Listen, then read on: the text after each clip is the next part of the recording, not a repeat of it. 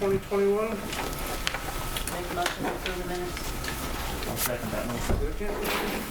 All in favor, Bob? Aye. Pam? Aye. Tyler? Aye. Brian? Aye.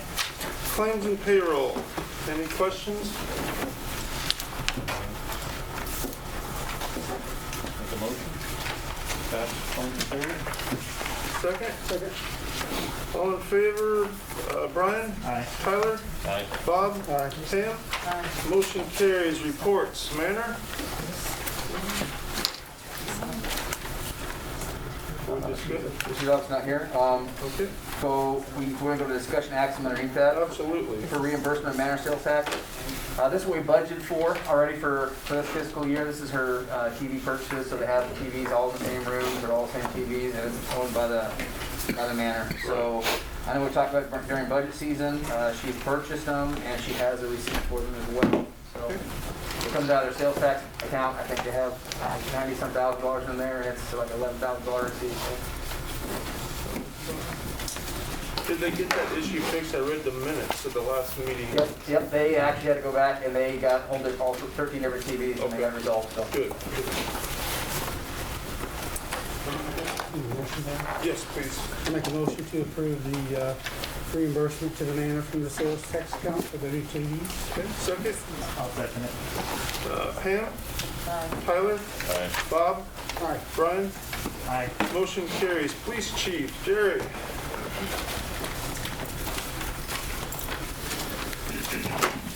Good evening. Good evening.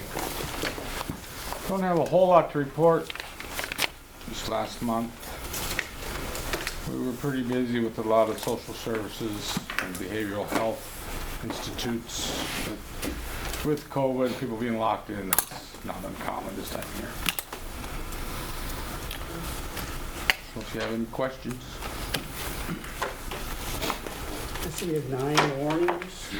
What were those mostly for? Most of them are headlights. Oh, really? It's cold out and everybody's headlights don't work. Yeah. Okay. Just wondering.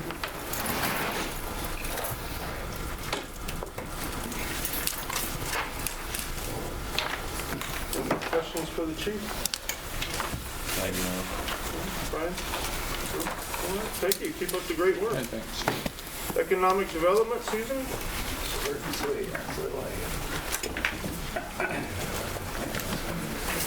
All right.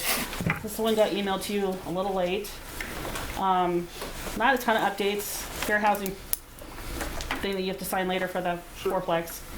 So once we get that done, we're basically going to send in the documents and wait for a release of funds so we can get going. I know the investor is ready to start. That public infrastructure grant, we're still waiting on the guidelines, the disaster recovery one. RPIC, the comp plan. So we're looking to start working with the city the week of February 15th. So we're going to start with Jeremy, and he's going to be the one who's the point person who will pull that team together to work on comp and strat plan with Bobby from 5 Rule. LB 840, we're hoping to close by March 1 on Mary's Restaurant. Bruce? You're giving me more things and putting them in front of that, and you would have had it last week. But we'll have it this week. Okay. We'll be pulling LB 840 together in the next 7 to 10 days. We've got another loan application to review. And then we're working on another business additionally on that one. So hopefully we've got some things coming together in the next 30 days. And then PCED, we had some updates there for you. So, and I think we're on the agenda later with resolutions and I think so. procurement. NENET is asking for, is the grant administration fee on there?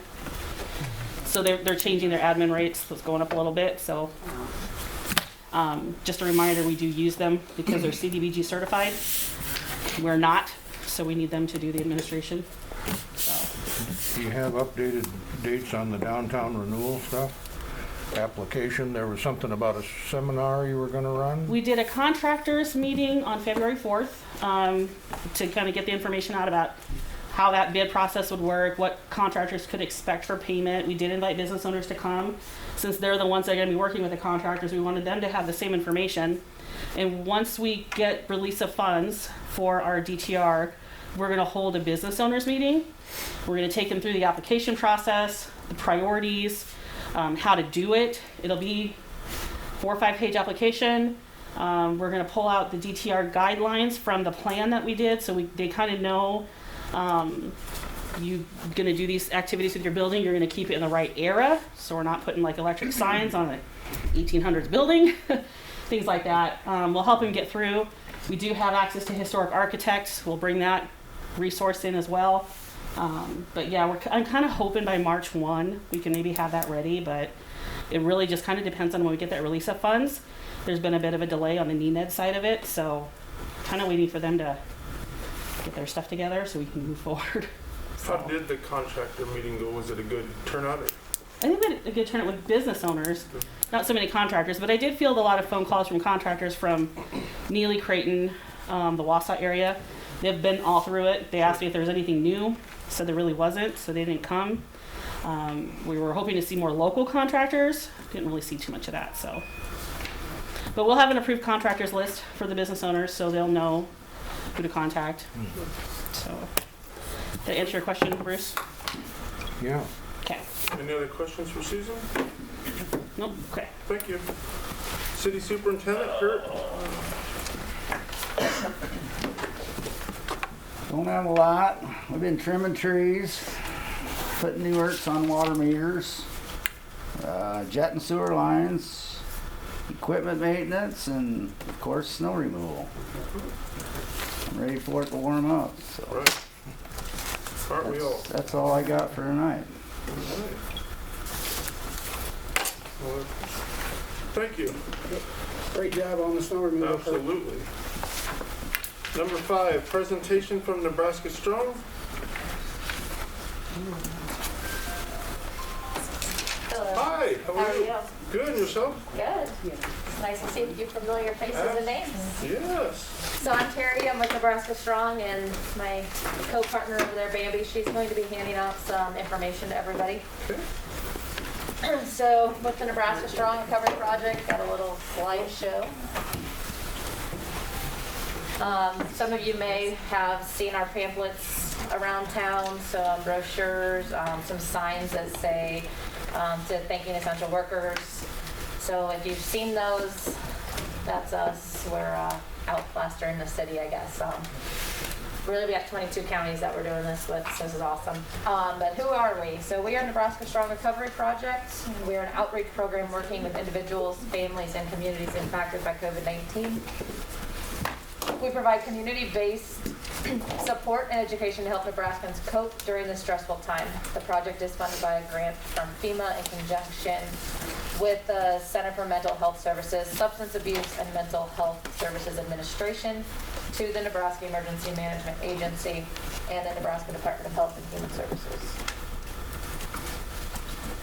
So what we do, we provide emotional support, offer information and education on stress and coping with stress, connect people to resources and to each other, give voices to individuals' stories, disaster reactions, and strengths, and encourage community members to take an active role in their own recovery. Stress and distress are common during a pandemic, and Nebraska Strong's slogan is, "You are not alone." So feeling stressed or anxious, talking about it helps. And you can get free and confidential support. If you or anybody you know needs someone to talk to and they don't know who to talk to, they can call this Nebraska Rural Response Hotline. And they can ask about free vouchers for counseling. And we definitely recommend it. Anybody who needs it, tell them to call. There's also the Nebraska Family Hotline that's available 24 hours a day. So a little bit about compassion fatigue. Research indicates that compassion fatigue is made up of two main components, burnout and secondary traumatic stress. When experiencing burnout, you may feel exhausted and you're overwhelmed. Like nothing you do will help make the situation better. For some, the negative effects of this work can make them feel like the trauma of people they are helping is happening to them or people they love. And this is called secondary traumatic stress. When these feelings go on for a long time, they can develop into vicarious trauma. This type of trauma is rare, but can be so distressing in a way that a person views the world, or the way a person views the world changes for the worse. So how can we help control compassion fatigue? Anybody can have compassion fatigue. It doesn't matter if you're a nurse or, EMT or anything. So just a little bit, self-care is the biggest that we want to remind people. You can't help others without helping yourself first. And these are just a couple of posters that I found. Taking care of myself doesn't mean me first, it means me too. And if your compassion doesn't include yourself, then it's incomplete. You can follow us on social media, on Facebook, at Nebraska Strong Recovery Project. There's always a lot of good information on there. And then also on Twitter. This is just something cute that I found, a little quote from the Care Bears. It says, "Catch some fun." So for almost a year, we've been all fixated on not catching something. So we're given permission to catch some fun, and that is a nice reminder that there are some things that are okay to catch. Just a little bit on the handouts. This is just a nice little handout that talks a little bit about prolonged stress and the recovery of stress. This one is actually one that a coworker and myself made up. Just talks a little bit about some of the things that we've been doing as Nebraska Strong. There's 22 of us that go around into 22 counties. And some of the things we've been involved with are taking painting kits to care centers and then distributing them to other local centers, and they will write an inspirational saying or something on them. It's just something for them to do and a way for them to feel like they're giving back. Some of the other things we've been doing is scavenger hunts so it's on Facebook, and when they go around and people find a word that we've hidden throughout the town, and then they can win prizes throughout the community, which has been a lot of fun. But we take these resources to the local businesses, to fire departments, hospitals, just trying to get the mental health awareness out there that people don't have to do this alone. And like somebody said, with all the shut-ins and everything, people do feel so alone. So if you know somebody that can use the extra resources, they may just need somebody to call and talk to. By all means, find a brochure and give it to them. So that's who we are. So there's also a little card that she handed out. It's got the rural response hotline, National Suicide Prevention Hotline. And so again, whether you keep it in your wallet, and if you know somebody who's just down on their luck or needs a little pick-me-up, there's nothing wrong with just sliding it their way. So, any questions on who we are or what we do? Thanks for the gum. Yes, and that is fresh gum. Just don't be putting it on the floor. All right, well, thanks for letting us come. We'll get out of your hair. You're very welcome.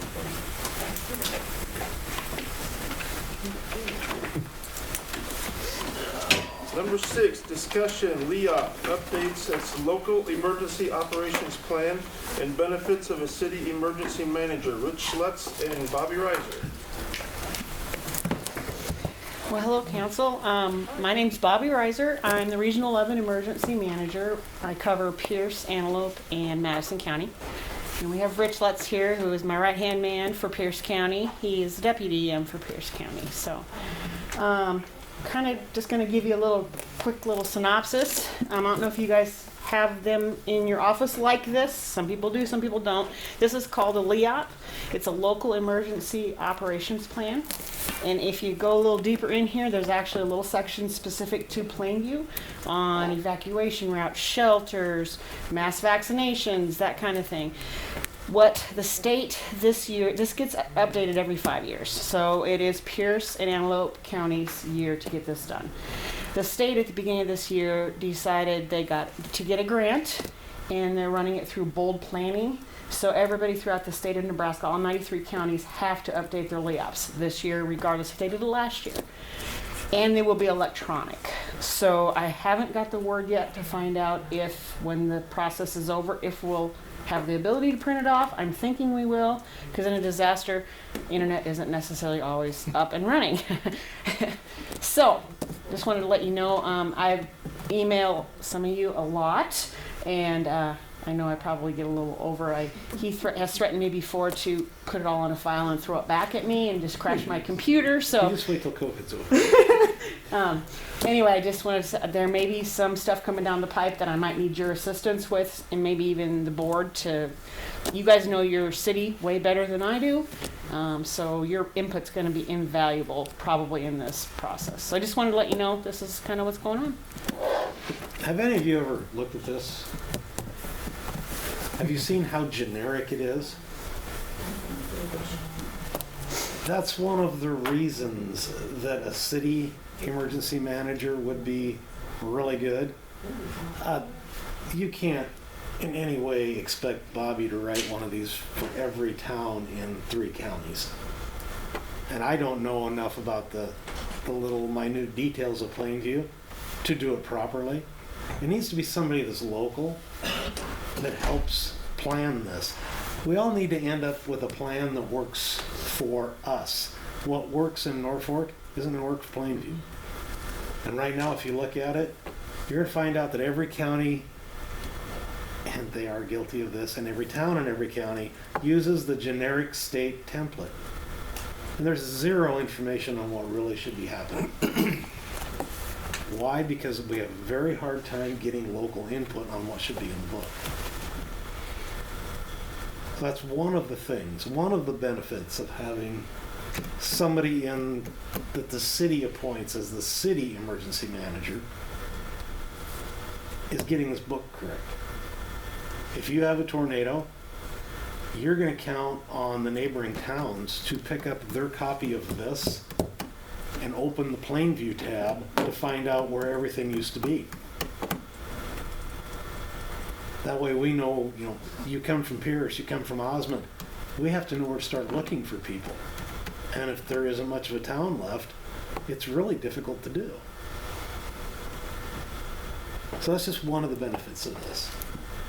The other benefit of having a city EM is when something bad happens, if it's a local, you're going to get the city EM, you're going to get me, and you're going to get her, and we're all going to be standing here.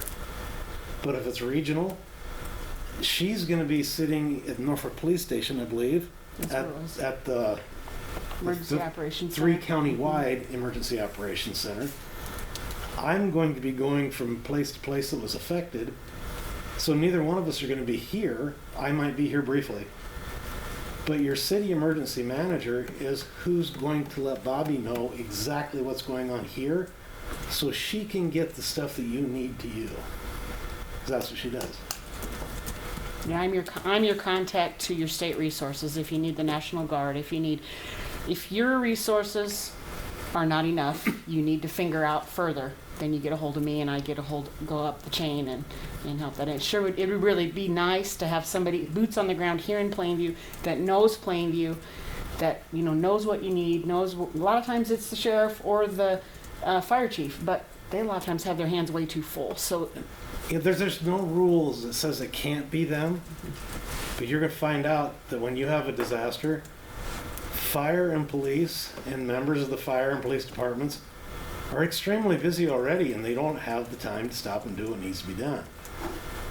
We're fortunate in Pierce, when we had the flood, the deputy city emergency manager was actually in the Emergency Operations Center in Pierce and was doing all the logistics.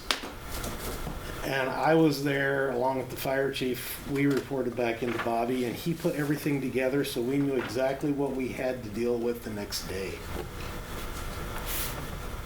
So everything, the guy that does it, he's a member of the fire department, but everybody knows if we have some wild emergency, that isn't what he's going to be doing. He's not going to be throwing sandbags.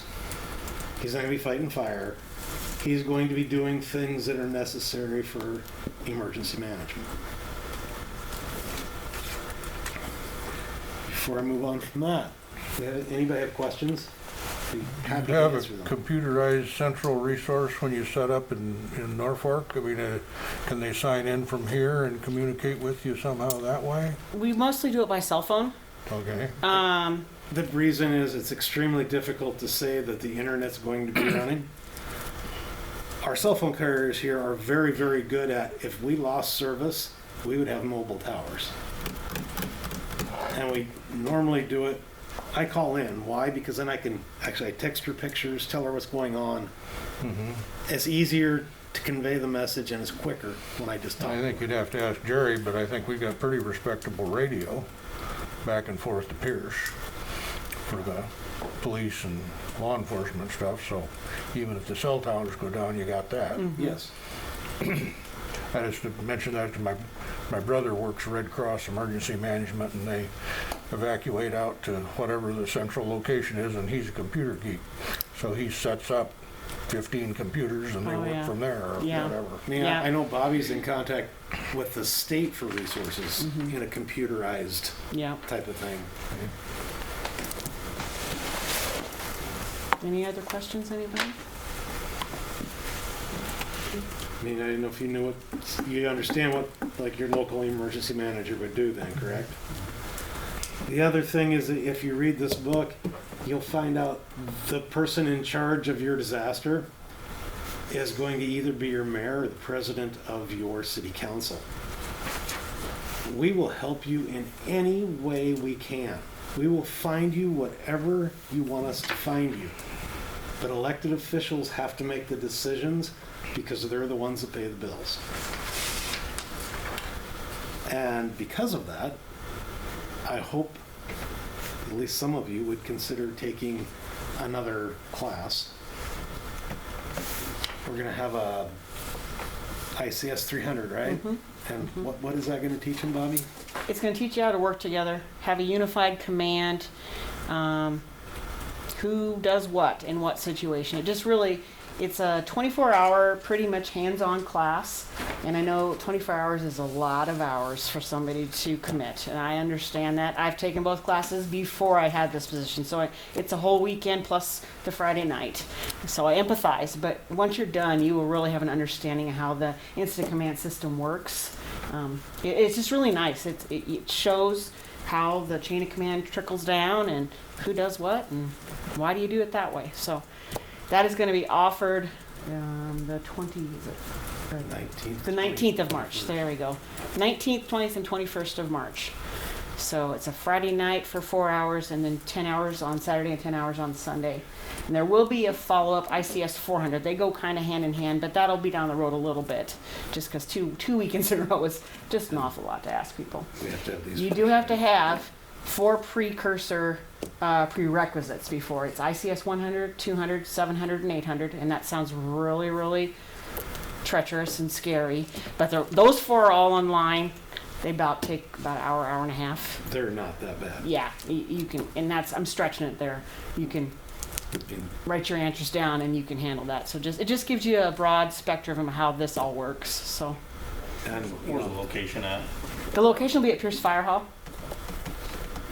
And we're hoping that, we can convince at least the mayor and the council president to take it.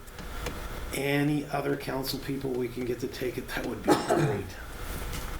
Because it's hard to say, part of you are uptown, it's hard to say what job you're going to end up with.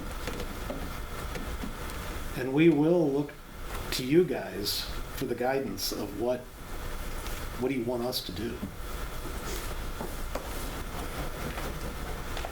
Is the 100, 200, 700, 800, is that online? It is. It is. If you go to the incident management, was it IMS or? ICS. But it's a EIM. All you have to do is Google NIMS. EMI. There we go. EMI. Gosh, I've got to get my acronyms right here. Emergency Management Institute. EMI.com or .gov, and then these 4 classes will be on there. Okay. Yep. And if you can't find them, either contact myself or Bobby. Absolutely. And we will get you the link for you. Yeah. I know it seems like we're preaching to the choir here, guys. Don't mean to come off that way. It's just really nice. I would love to say that we're not going to ever have a bad emergency, but 2 in 2 years, it's like, holy cow. I just never figured this would be happening. So, all right. Anything else for us? So for your emergency manager position or a volunteer, however it works, if it's not the police or the fire or any of the councilmen, who do you suggest, like what type of person in your community are you looking for? Like I know, I think ours, when I read it, we don't even have one currently. You don't. Is that okay to not have one and just have your... It's okay. If you want, I will happily come up here. The thing is, if it's regional, you're not going to get me. I'll come up, make a stop, and I'll move on. If it's just your incident, yes, I will camp out here till it's done. Me too. So we'll be here for your back, but it's just for if it's a big disaster where we can't physically get here, it's really nice to have your own representative that knows your city, it'd be really nice if they had some kind of first responder background. What's just ideal is if you find someone who was either fire, rescue, or police, because they already know how the incident command system works. They know exactly the steps they're going to take to match with everybody else. I know it doesn't always work out that way. If it is an individual on the fire department, I really hope you would ask them to tell the fire department, if this happens, I'm going to be the emergency manager until this is over. Then I'll go back to putting out buildings and filling sandbags. Because it becomes a full-time job during the event. Do they get compensated for? I mean, you said that that's so hard and so full and so in depth that you two can't fill out a book for 2 counties, and we want a volunteer to put in how many hours to do just our town.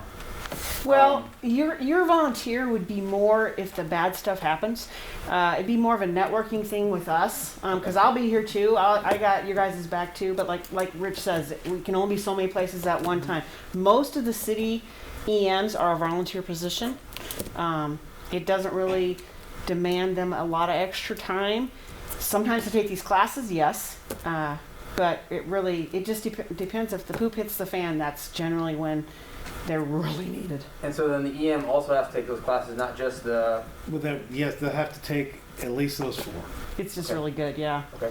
This book, ideally, is filled out by the fire chief, the police chief, and whoever is the city EM. Why? Because they know what to put in it.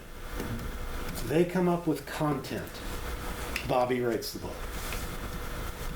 So if you wanted to put in a map with GPS locations that shows where the schools are, the hospital, the nursing home, they would tell her, this is what we want, here's the map, here's how we want it marked, and she'd make that happen.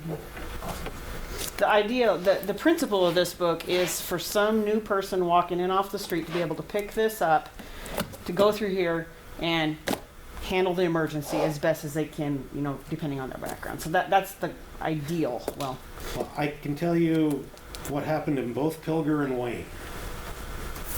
The first thing that happened is they declared a disaster. So NEMA came. NEMA has this book in print for every county. First thing they do is they go to the closet, grab the book. 2 people get in a vehicle and come here. One drives, one reads your layout. Both Wayne and Pilger had the state template in it with their name filled in. It did them absolutely no good to even bring it out of the closet. So this is also what the state's going to use. When they come here to help you, they're going to read your layout, your local emergency operations plan, and they will have it read and know what they want to do before they arrive. That's the goal. And if all we have in there is the template, we don't gain anything. This is a large wedge-shaped doorstop.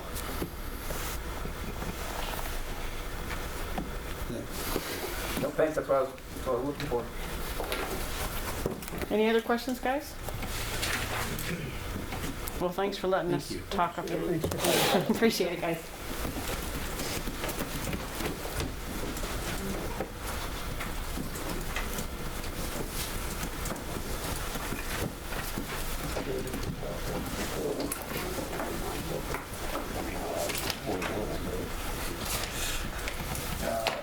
Nothing expected.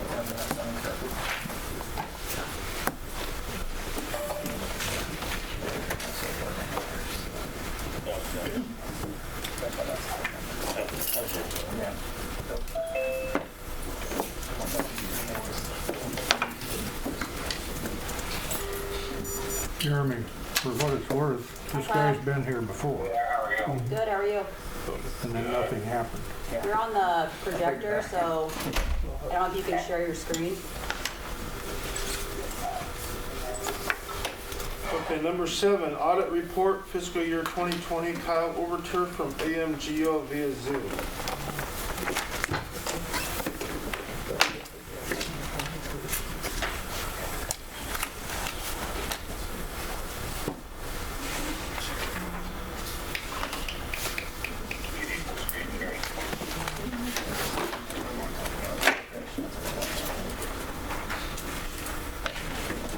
This is last year. There we go. Success. Yep. All right, maybe I'd like to see the screen in front of you. Or I guess the highlight, I should say. Can you zoom it in a little bit? Okay, perfect. All right, you ready? All right, Kyle Wilford here with AMGL out of Grand Island. We'll go over the audit report here with you tonight. I apologize, I sent the copies of the financial statement overnight, but sometimes that doesn't mean anything, unfortunately.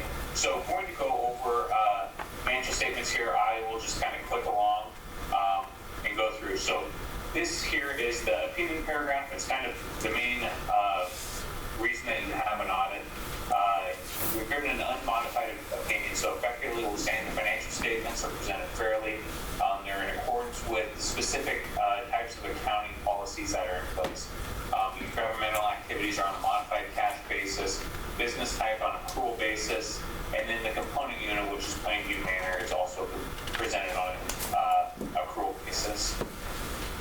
After that, I'm going to flip to the MD&A section. This is one of the areas that I always like to point out, and this is our governmental activities, so mainly general street, economic development. Where are we getting our sources of revenue from? And we can see here in this section right here, the majority of our revenue comes from property tax, sales tax, and state allocation. We have a little bit of influx in operating grants during the current year, combination of the CBG planning project that was going on and the Red Lake grant revolving loan program that is going on. So, always nice to see those grants that help out there. And you can see effectively that's pretty much our increase in that bottom line of revenue year over year, just about 170,000 more. 130 of that was grants. You can see sales tax also increased a little bit. I don't want to call that more the COVID effect a little bit. People weren't going out of town to potentially buy as many things. Amazon was then collecting that sales tax based on where you were ordering it and delivering it to. So a little increase there, not a ton, but still $17,000. Capital assets, pretty quiet year. The biggest project or anything that happened during the year was the 2 lift station pumps for just about $23,000 there. After that, then I'm going to flip into the financial statements themselves. So the first presentation is called the government-wide presentation. So we have our governmental activities, which is making general, street, debt service, economic development, and a few other small ones. And then our business type, electric, water, sewer, trash. Over here you can see the component unit, that is Plainview Manor. Overall they are sitting on about almost $2.2 million of cash at the end of the year, so very strong from a nursing facility side. And you can see, we'll talk about it here in a little bit more. We are minus $311,000 unrestricted cash, restricted cash about $1.1 million. And then this one's a little bit hard on the screen here to see. It's easier when you have it in front of you. But the statement of activities is a little bit of a different format. It's a net expense format. You can see we have our expenses here in this area. We have charges for service, operating grants, and then we come over, which would be on the right side of the page if we had binders, and have capital grants. So we can see here this $986,000 number. That's effectively the amount of other revenues that we need that in order to support themselves in the governmental activities. You can see that utility funds, they support themselves based on the numbers coming in. The governmental funds need those property taxes, sales tax dollars, the state allocation, whether it's highway allocation, municipal equalization, in order to support us. And you can see our change in net position for the year for the government-wide, which kind of takes into account those capital outlay type things. General street debt service was down about 29,000. Our utilities were up about 106. So overall, up about 76,000. You can see Plainview Manor over here had a $560,000 increase. So very substantial increase there. majority of that was the timing of their PPP loan. They were eligible for the PPP loan under the guidelines of a hospital. That was forgiven. And so that was about roughly the majority of this amount, that $392,000, the majority of that was PPP loan forgiveness. There was some regular grants coming in there that came through, but $560,000 is a very solid line, even without the PPP loans, to make money in the nursing home facility during the pandemic and everything. Would be one of the very few that we have seen do that. After that, we flip into the fund financials, and we can see here, and this has kind of been our ongoing, reoccurring situation that we have. We have the general fund, we have restricted cash, we have positive cash, but negative available cash. And so we can see down here at the bottom, that highlighted number I have here, that $302,000, that's the amount that we're upside down in the general fund. You know, in order to get back to zero, we need $300,000 of influx coming in. You can see the street fund here, sitting on a pretty healthy cash balance. Had a really good year of collections with the special assessments. A lot of it, the special assessment collections related to, last year we talked about Plainview's money kept getting sent to Osmond. And so all that money got turned back over, so there was a pretty solid influx of the special assessments that had been remitted to the wrong place there.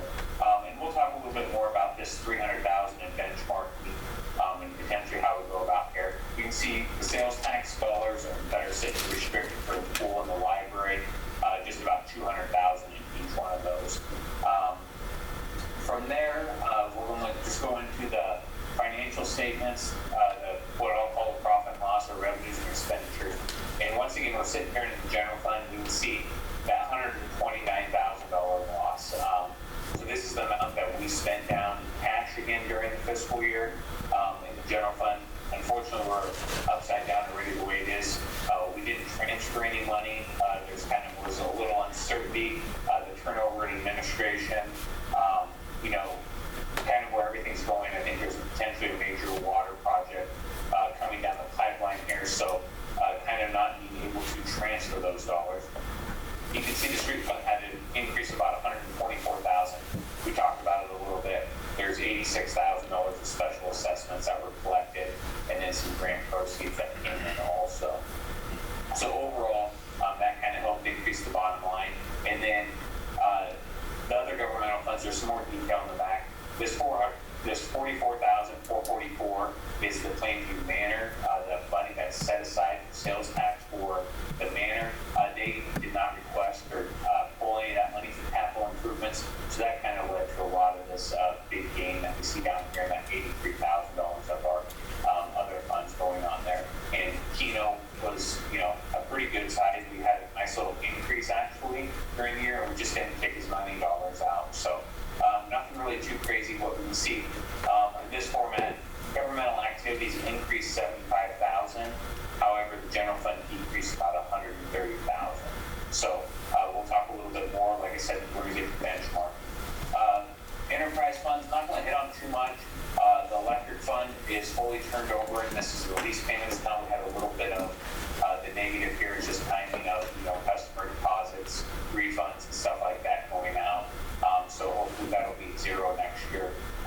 The revenue, we have a full year worth of lease payments from the power district coming through here. So we can see a $15,000 positive bottom line in the electric fund, $64,000 in the water fund, $37,000 of that is attributable to this property tax that is levied for the GO bond that's hanging out there. So really about $27,000 positive there. Sewer fund has about the same $27,000. And sanitation was a small minus this year, about $466. The sanitation fund it also has a C&D site, and so it fluctuates pretty drastically year to year, and you can see that that's pretty common when there is a C&D site involved with the utilities there. From there, we'll bump the footnotes. On page 42 of the footnotes is where there's some LB 840 and red leg loans. I'm not going to go into it too much. You can see there's a couple new red leg loans and a couple new LB 840 loans during the year, but nothing really too big to hit on there. From a debt debt side of things, we issued no new debt during the year, just made normal scheduled payments. So with that being said, we paid down debt about $130,000 to $140,000 in both governmental and business type activities. And then we're going to flip to just some practical stuff. At the end of the year, we still had that contract with Confluence for the DTR conceptual design. There's about $17,000 remaining at September 30th. And then with JDO for the source water protection testing model, there's about $37,000 left with that. From reading the minutes, subsequent hearing, it sounds like this testing in the model led to some issues and some, future projects that may come along there in that regard. From there, I'm going to flip back, talk a little bit about those additional funds, the Keno sales tax and housing authority funds. There's just some more information there on those. Nothing really too big. And then on page 64 of the financial statement, this is where we break out the general funds, that $130,000 loss. We can kind of break out and see kind of where everything is going. And we'll hit a little bit on benchmarking here in just a second. Police, we had a very significant increase in expenses due to the mediation and termination of the police chief. That's $75,000 is pretty much all related to that termination and buyout there. So that kind of increased our costs there. Had that not happened, that would make the general fund not be such a huge down effect during the current year. We can see these negatives coming across here. Keep in mind, you don't allocate out here property tax or motor vehicle tax to individual funds, so effectively all that money's sitting there, as is the municipal equalization. So just because general or admin showing a $295,000 increase, if you wanted to truly allocate it out, you could a little bit there. But we can see kind of how much those specific departments are using there on that side of things. We can see the library has got that sales tax coming in there, which is offsetting that debt service. But we have the wages and salaries and everything kind of coming through here. So we still have that $69,000 decrease. Summer rec, another decrease there. So overall, it gets that $129,600 number kept it down. And then comments and control deficiencies. Control deficiencies, just like normal. We have that segregations of duties. Courtney, they do a nice job and everyone there. But keep in mind, there's only there's limited people there. Most of those people are handling potentially a transaction from start to finish. So as a council, just be aware, be cognizant, ask questions. That's the best thing you can do. If something doesn't seem right, ask the question and, make sure that it makes sense and you get an answer that you're satisfied with. Comments and recommendations, we really didn't have any. I think our biggest comments are more so on, trying to build up those cash reserves, but nothing really of a how do we correct it tomorrow type situation. The only thing was the authorized signers.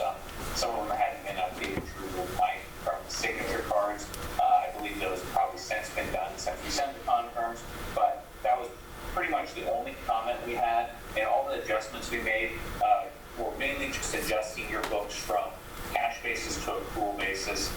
Nothing really too crazy going on there. So with that, I'm going to jump into some benchmarking stuff, and I'll try to zoom in here and kind of go through it. I think everyone's got handouts, hopefully, of this, correct, Courtney? Yep. And so I'm going to kind of walk through this. Lots of numbers. The page number references that are over here, those references which page are in the financial statement that it is referenced to. So when we're comparing the city of Plainview, we're comparing it to a peer group of 1,000 to 3,000 citizens, and we're mainly comparing on a per capita basis. So, just because some cities got 2,900 people, we're looking at it a per person, per population unit. How do we break down and compare to them? And for the most part, that's a fairly reasonable expectation. It's not the gold standard, but it gives us an idea of where we stack up.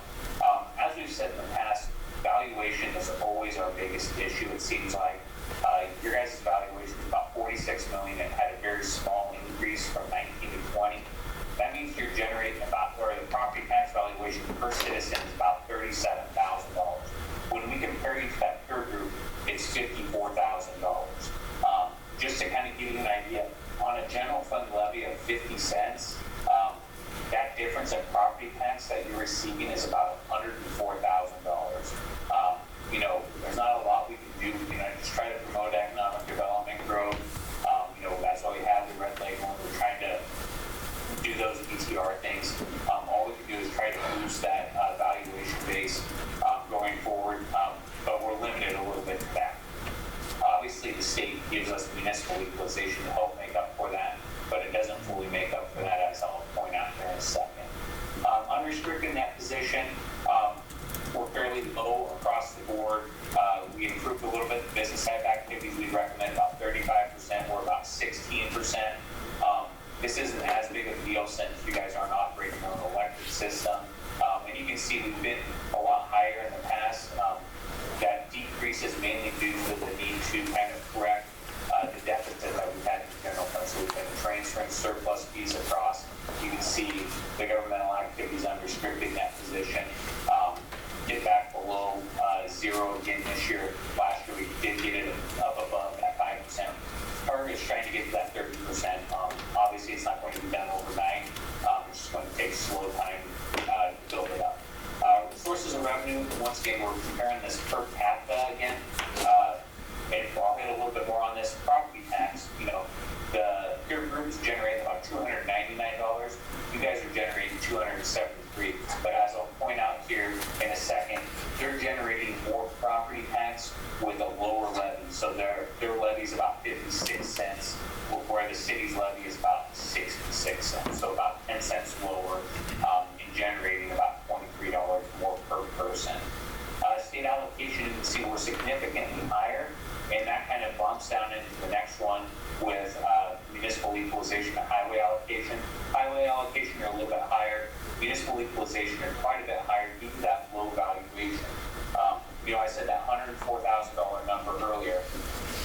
When we compare you to the peer group municipal equalization, if you were to go back down to the peer group, you're only getting about $42,000 more. So you can see that's where that, you know, we'd rather have the valuation than rely on municipal equalization, because municipal equalization is only generating an additional $42,000, where if we had the valuation, we'd be generating about $104,000 or change to about $62,000 more.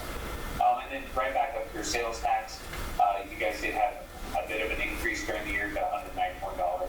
Peer group's about $215. Once again, this goes to that economic development type stuff going on there.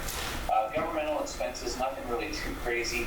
Admin's a little bit higher. This is due to some of the Confluence BTR stuff. Some of it ran through the general fund, and some of it ran through the economic development funds. That kind of bumped that up a little bit. You can see the police, the significant jump we had there. That's mainly due to that settlement again. And then everything else is pretty much in line. You know, we did see some decreases in the pool and items like that. You know, obviously we weren't able to do COVID. Library, right in line with where you've been, a little bit higher than the peer group. This is mainly due to the fact that you guys have a newer facility, a little bit more staffing going on than most communities in that regard.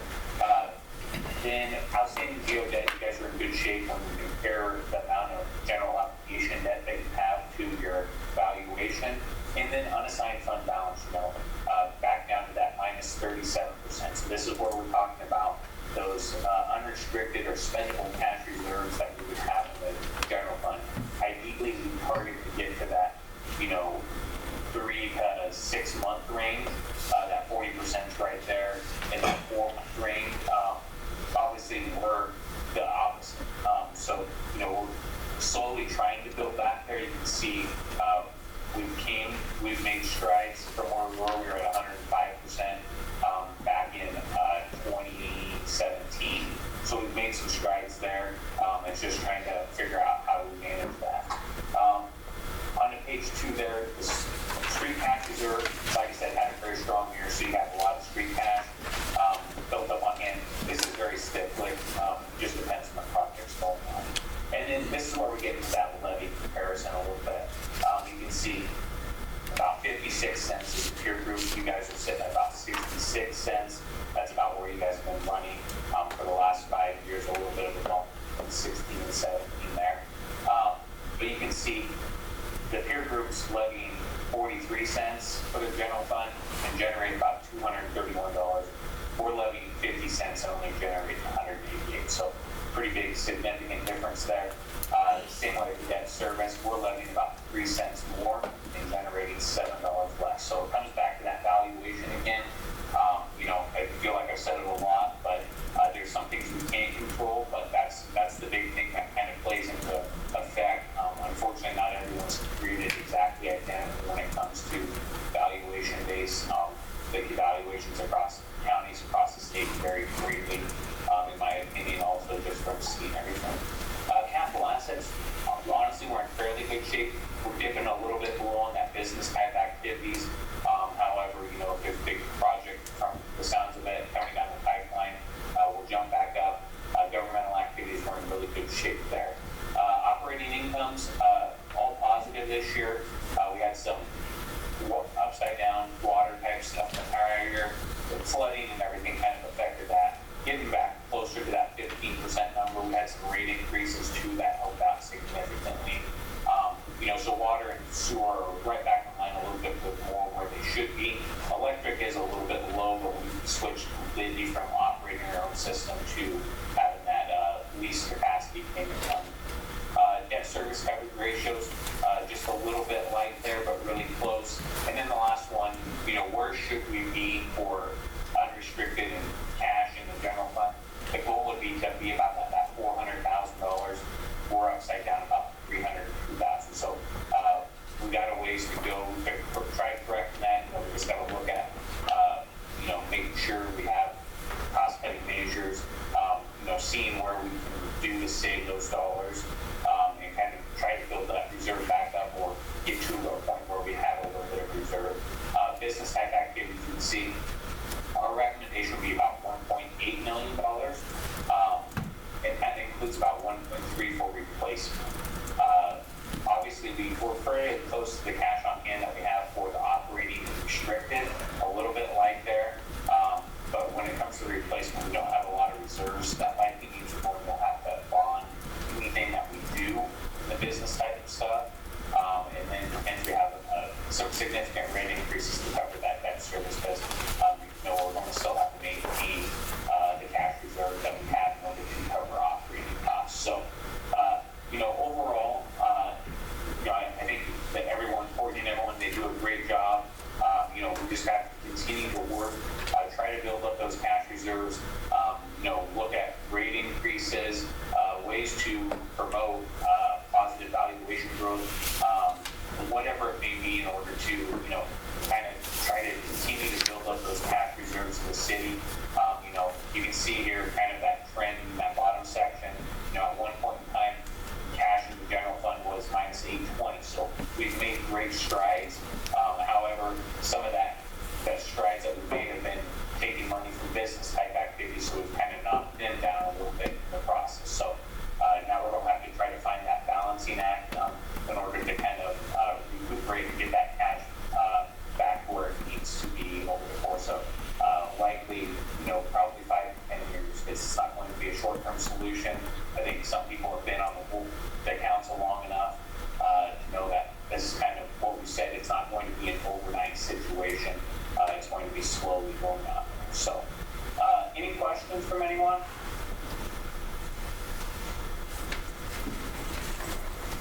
The only question I'd have is, I was on the council last year, and with the previous administrator, we approved this report. Do you think we're heading the right direction now, as compared to other years? Right. I think we're heading the right direction. We're, it's just being cognizant. It seems like every year you guys get hit with something a little bit. Last year was the flood. This year, the police mediation. Just strange little things that pop up. And unfortunately, we weren't in great financial position, capability to, deal with those ebbs and flows. Obviously, I think going forward, the general fund, the way it's set up, where the revenues are going, I think we're in good shape there. The pool debt's going to be paid off fairly soon. I think that sales tax almost needs to be earmarked for potentially general expenditures, property tax relief type situation. That way we can spend those dollars, because that would help out significantly. You know, think about that. We're getting roughly, I believe it's about $100,000 that is going towards the pool debt. That is earmarked and restricted because it's restricted for sales tax or book debt payment. Once those bonds are paid off, we're able to earmark and use those dollars for general expenditure. That changes a huge aspect of kind of everything that's going on in the general fund. And so we have a little bit more cash potentially to support the operations, the general fund activities going on. So I mean, balancing that general fund budget has always been tough, and that's probably the biggest thing that we need to work on. You know, water, sewer, trash, you know, we can raise rates at a reasonable level in order to try to do those projects that may or may not be done. But, you know, when it comes to the general fund, we can't just go out and magically wave our wand and raise the valuation overnight. So it's kind of just maintaining, figuring out where we want to spend our dollars, you know, figuring out if there's anything we can do to cut costs, whatever it may be, and try to balance that general fund budget. Thank you.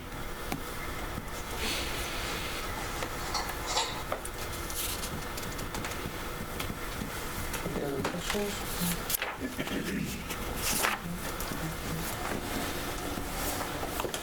Thank you, Tom. All right, well, thank you. I appreciate it. You guys have a great night. Absolutely, me too.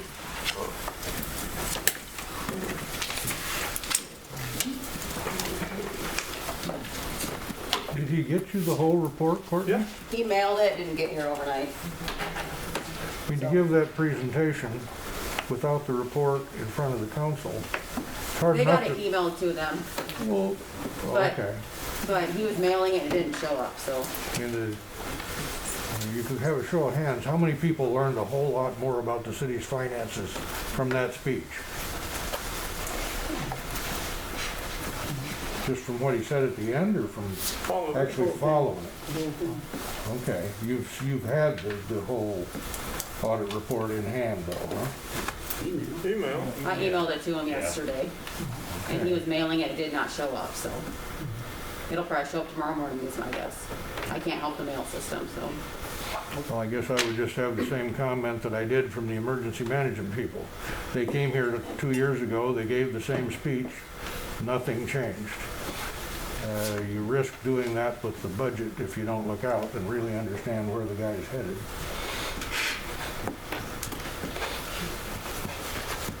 Hey Courtney, did you email a copy to Brooke? Did he ask for one or? He didn't ask for one yet, so Okay. I can send one. He will ask for one. He will, I'll have an official copy. Okay. I can give you guys a book when they show up. All right. Have you guys seen this one before? Did you guys see the benchmarking before? Remember? This year. Yeah, he- Well, From in last previous year. years. Yeah, he gave it last year. Yeah, I said that so. 'Cause I remember writing the same notes.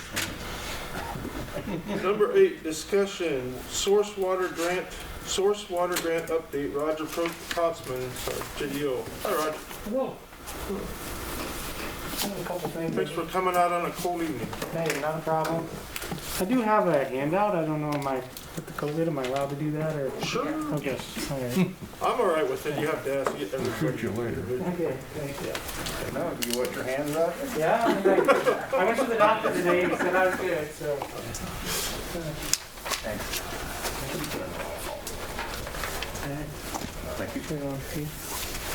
Okay, so it's been about a year since I visited with you and we kind of kicked this off a year ago. The purpose of this is just kind of a recap of where we are. This is about an 18-month project, so we're about 12 months into it. Just thought this would be a good point to give you an update and talk to Jeremy back in December. We kind of targeted February to present to you guys because you guys have had a lot of things on your plate, it sounds like.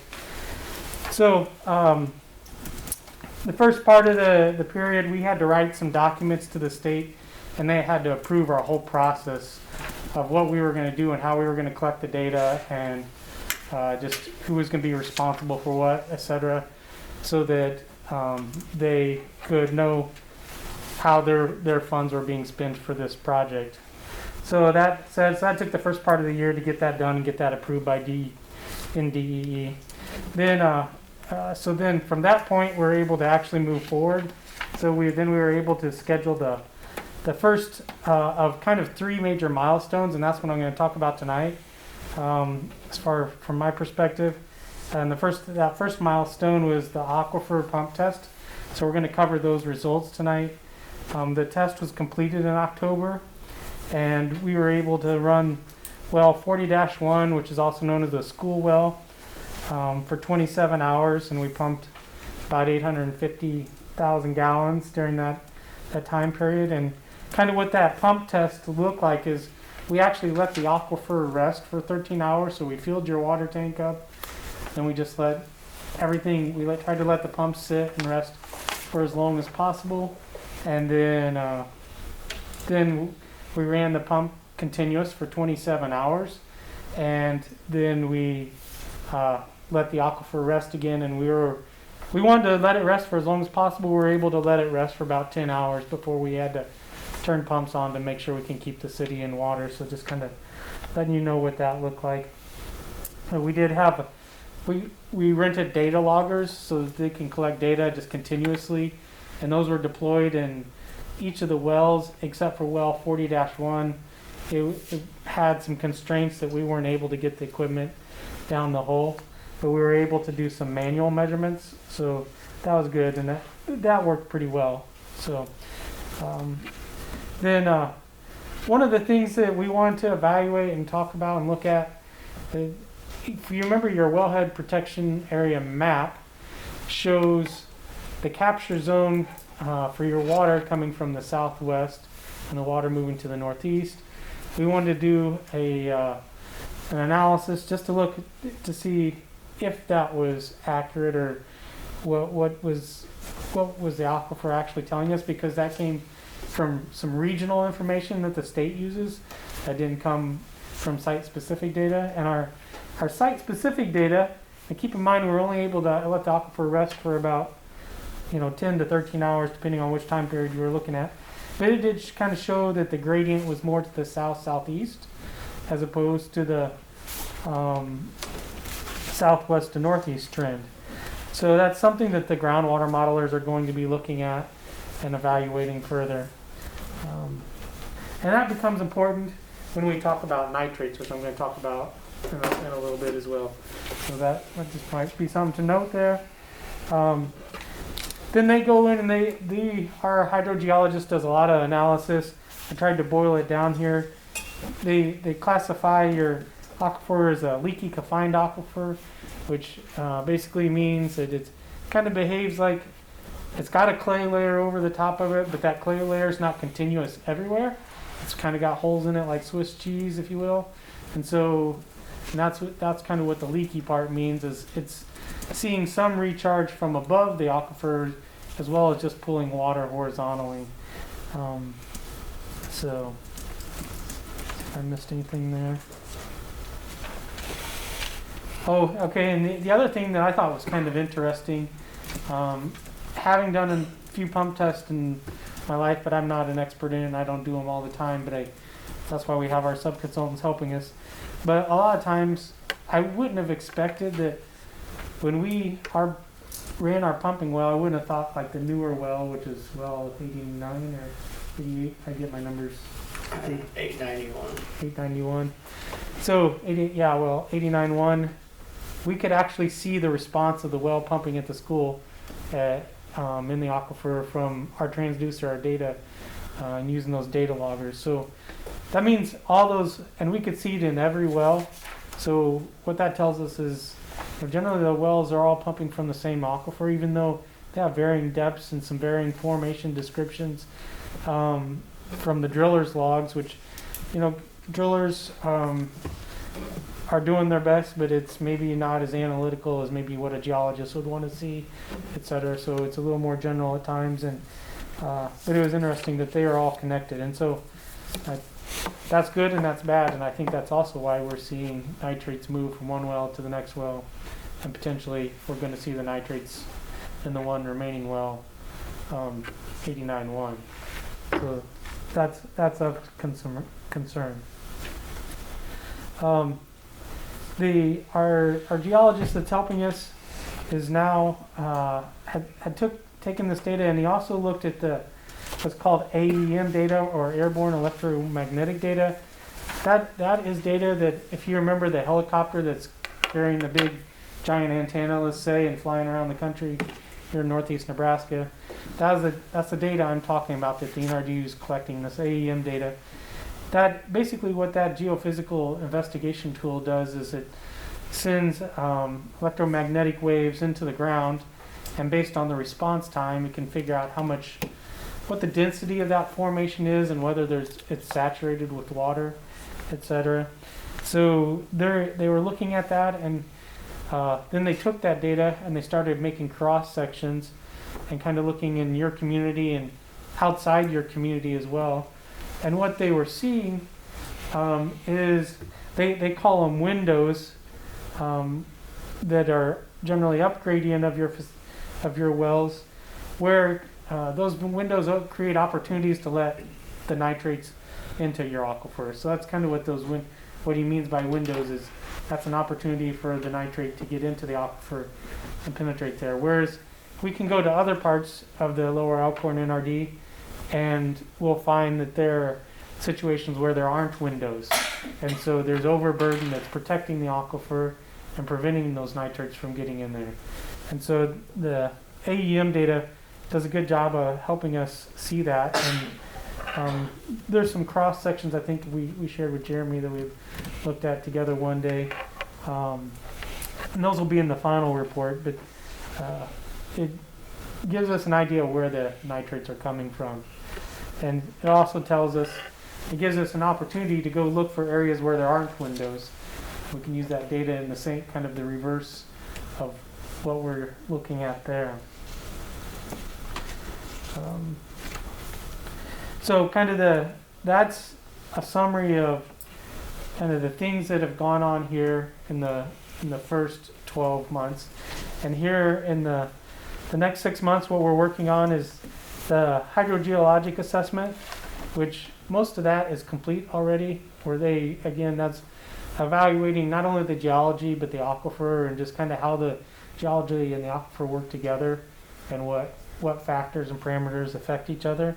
And then the last thing that they're currently in the process of doing is they're developing the groundwater model for the city of Plainview based on the current existing wells, and defining the wellhead protection area for the wells based on that model.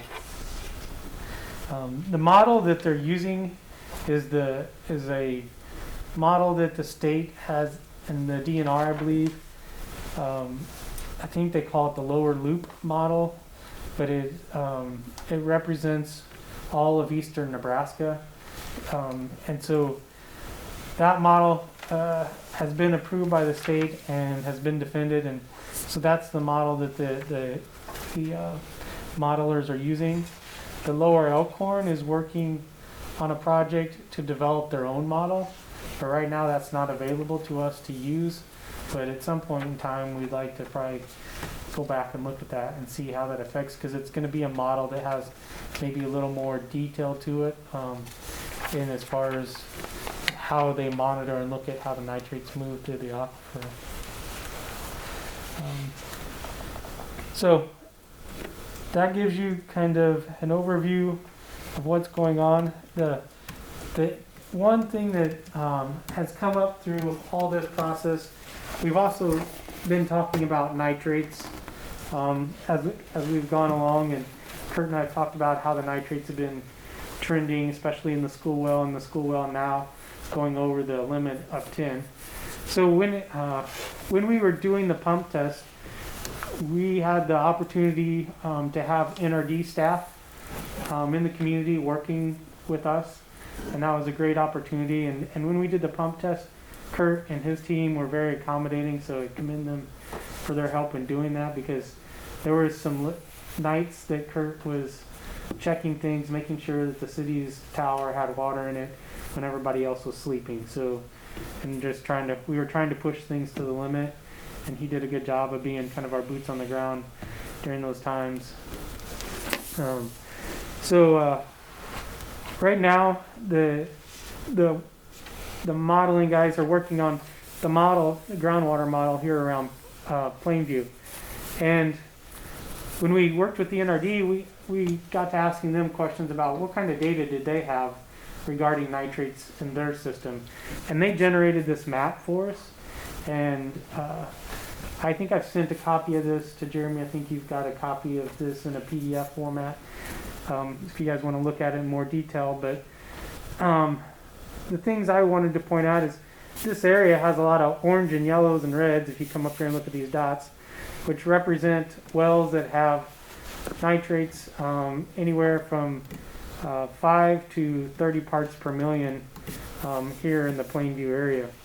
So then we were looking at what are there potential places we could go look for a well that could service the community of Plainview based on the data that the NRD had that would be relatively obvious.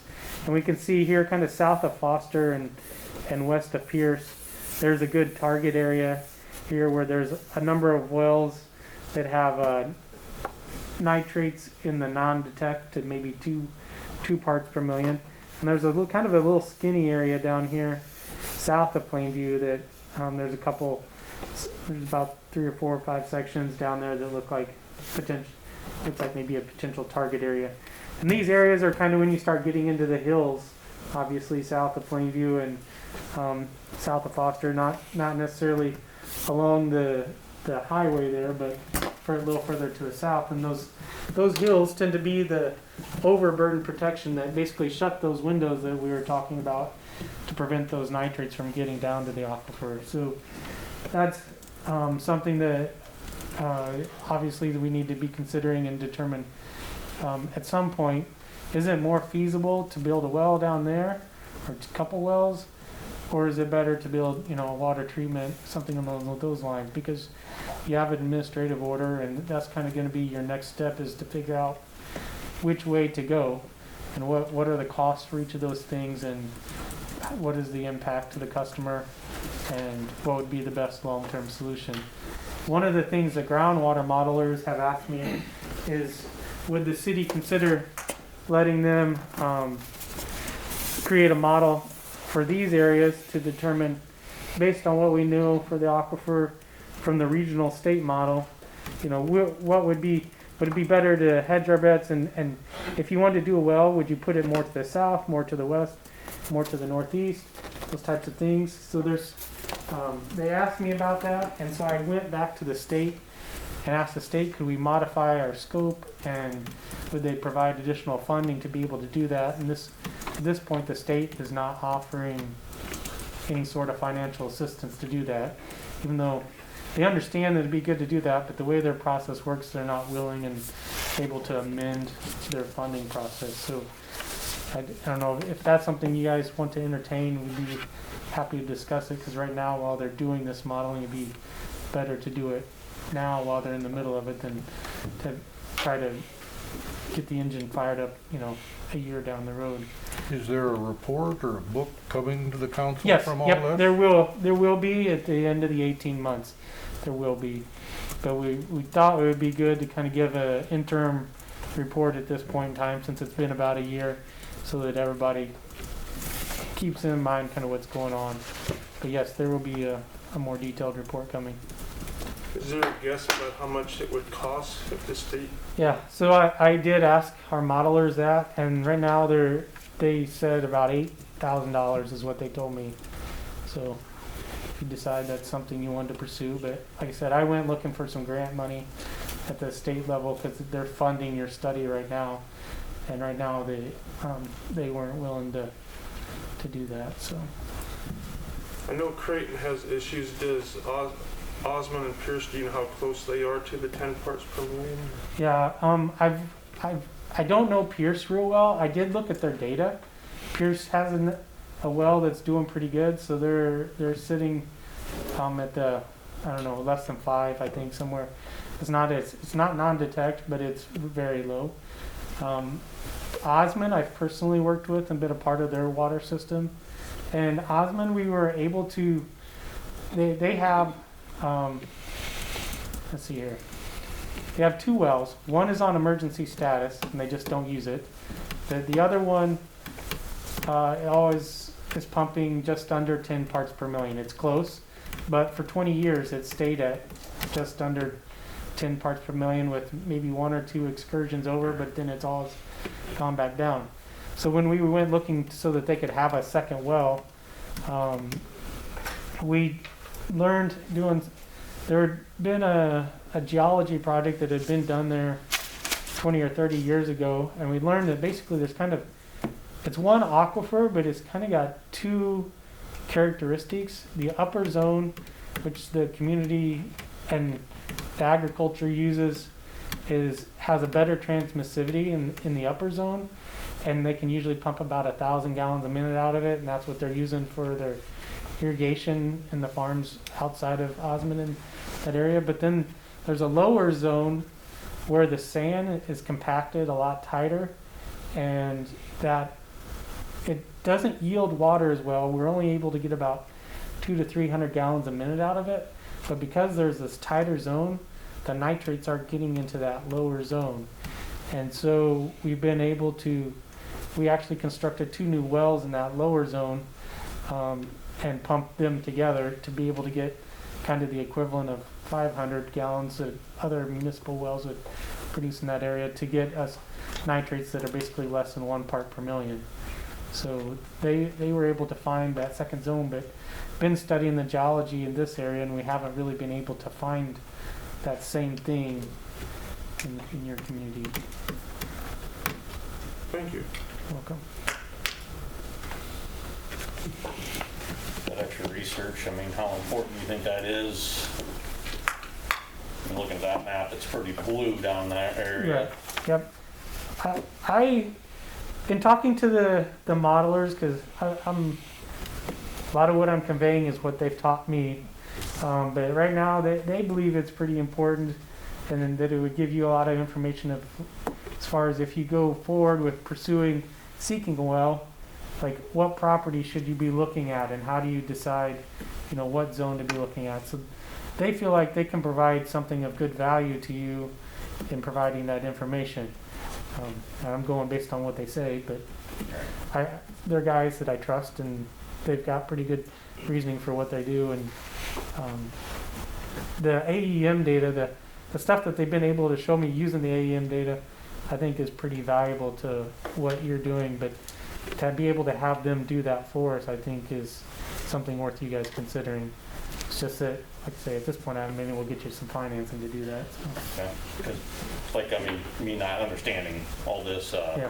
You said Osmond drilled 2 wells kind of close to each other. How much difference would you see in a mile or 10 miles? Right. Yeah, Osmond's wells are probably barely 1,000 feet apart in that case. But what we're looking at, and what the computer model, what they're looking at is what they call the capture zone. So if you were to think of a particle of contamination, it's like how, or even a particle of water, we want to look back 20, 30 years and look out.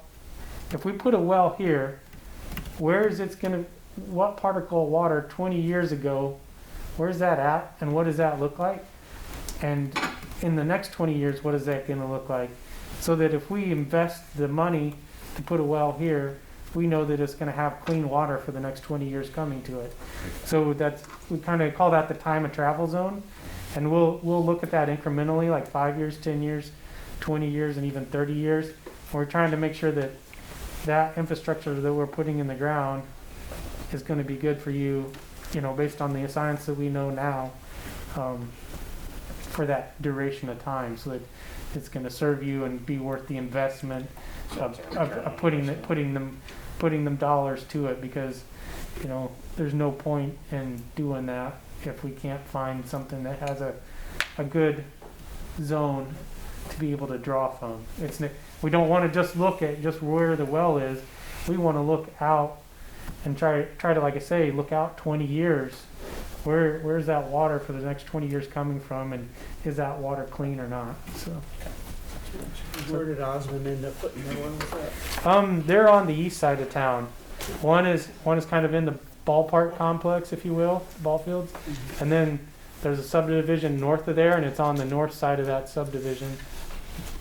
So they had worked with the local well driller to do a test well before I was involved, and that test well was kind of in the shallow zone. But then we decided, hey, let's look deeper, based on some geology research we'd done. So. This isn't about wells, but I know one of our biggest topics for last meeting was the plant. If we had an osmosis plant, if all else failed, osmosis plant. I was supposed to come back and ask the engineer about a 10-year layout we talked about. We obviously haven't hired an engineer for whatever we choose to do. We were supposed to have a special meeting. We haven't got to it yet. I think we're going to plan for next week to have you and JEO and Miller Associates come in and present, and the council will choose an engineer. But if you could you give us a little, I guess, your opinion on osmosis plants, pricing compared to wells, options? Are they last case scenarios? Are they first? Where do you stand on that? Yeah, there's two probably most common types of treatment systems. There's for nitrates at least, and that's reverse osmosis, and the other one is called ion exchange. The ion exchange, just think of your water softener, only it's the reverse process, because your water softener is taking out positively charged particles, but nitrate's a negatively charged particle, so you're taking out things that are negatively charged, if you will. So, and then reverse osmosis, a lot of people like to think of it as a filter, but it's more than that, and it's kind of complicated. The headache with reverse osmosis does a great job, but you end up there's a fair amount of waste water that is created. So you have something called reject water, and you're going to have reject water with the ion exchange too. But we have to dispose of that water, and we have to do it in a way that the state allows it to be discharged. So if any time we can avoid creating a water treatment plant, as opposed to being able to put a well in the ground that provides safe drinking water, I'm always going to try to steer you that way. The water treatment plant is always going to be more expensive, unless we're pumping from a really long ways away. And at this point, we haven't sat down and penciled things out, but you can pump water a long ways and still come out ahead of a water treatment plant. Yep. So that's kind of a general answer I know you're looking for specifics. Nope, that's exactly what I was looking for. Okay. Everybody I talked to had the exact same answer, so it must be a consolidated engineering term right there. Okay. You're all on the same page, apparently. Yeah. So that's all I have. Well, appreciate it. You're welcome. Okay, number 9, discussion action, municipal water rates ordinance number 961, which was held over from last month. Nothing in here. Okay. You've all had a month to mull it over or get any feedback from citizens? I've only had one comment from a citizen come in and talk to me at my office, and it was actually showing that this is a common occurrence throughout small communities. So it's actually saying, yeah, we just need to get it done and go forward. So. And you heard what Kyle had to say also. Well, I'm gonna, since there's no other discussion, I'll make a motion to pass ordinance 961. Okay, second. Any discussion? Brian? Aye. Bob? Aye. Tyler? Aye. Ordinance number 961 passes on the first reading. Make a motion to waive the second and third reading. Okay, second. I'll second that motion. Second that motion. Bob? Aye. Tyler? Aye. Pam is absent. Brian? Aye. Motion passes on the second and third reading. Number 10, discussion action, receipt and disbursement of ACE refund.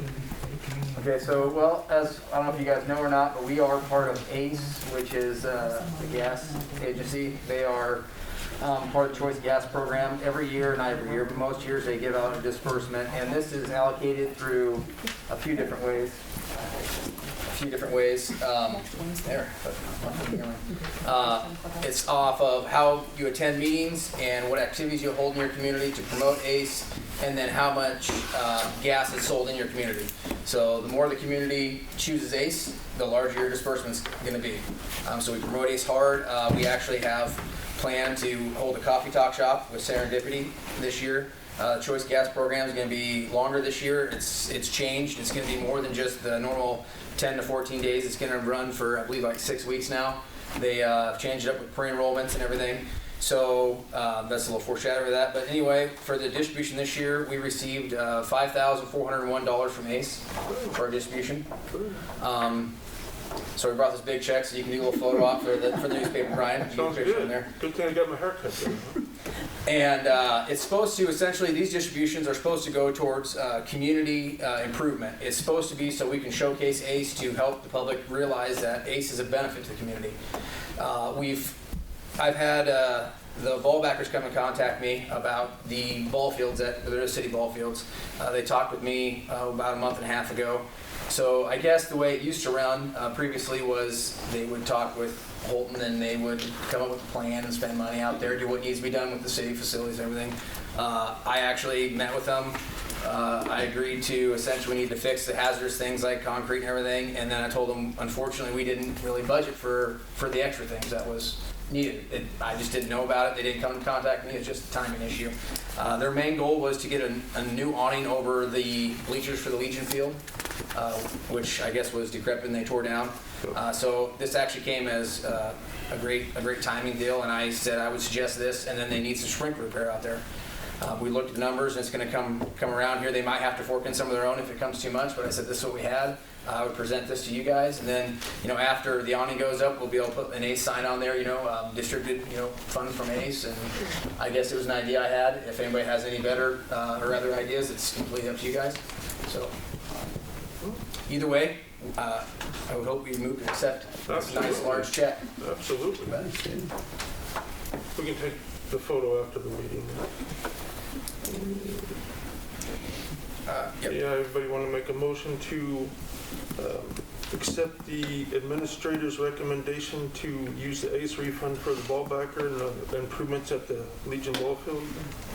I'll make that motion. Okay. Second? I'll second that motion. Any discussion? Tyler? That full amount going to What's that?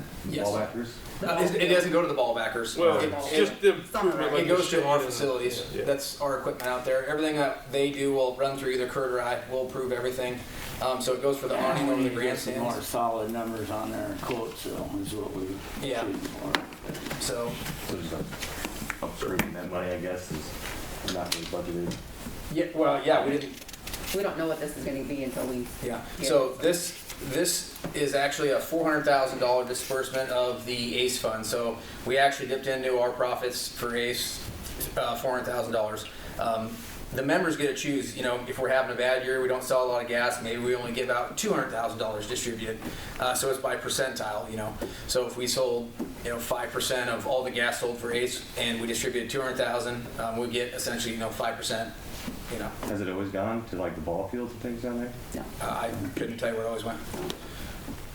I didn't know if there's other projects maybe downtown, businesses or anything like that would be considered, or? It's supposed to go Downtown's for, getting enough money for free. Yeah. well, I think they're good. it's supposed to go to the community. It's not for like businesses. Right, not to specific businesses, Yeah. but just like the downtown area, I guess, I don't know.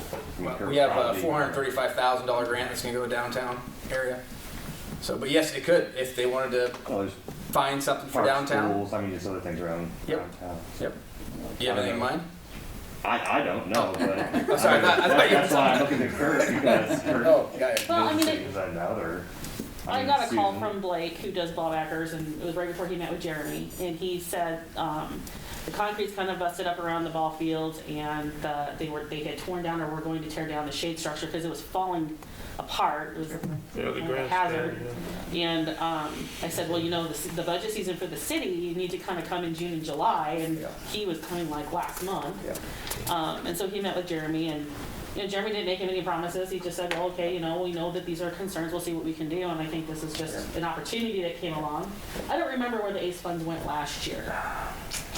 I I know it's, I mean, I remember it every year, I just don't remember why. I don't know where I went last I year. think I heard something they went to, did some buy picnic tables? At one point in time, they bought those green picnic tables in the park? I think picnic tables, and I know some of it went to the playground equipment at one time, and so. Like I said, the goal is to get it out there where all the public can enjoy it, they can see it, they can see the true benefit of Tuesday nights.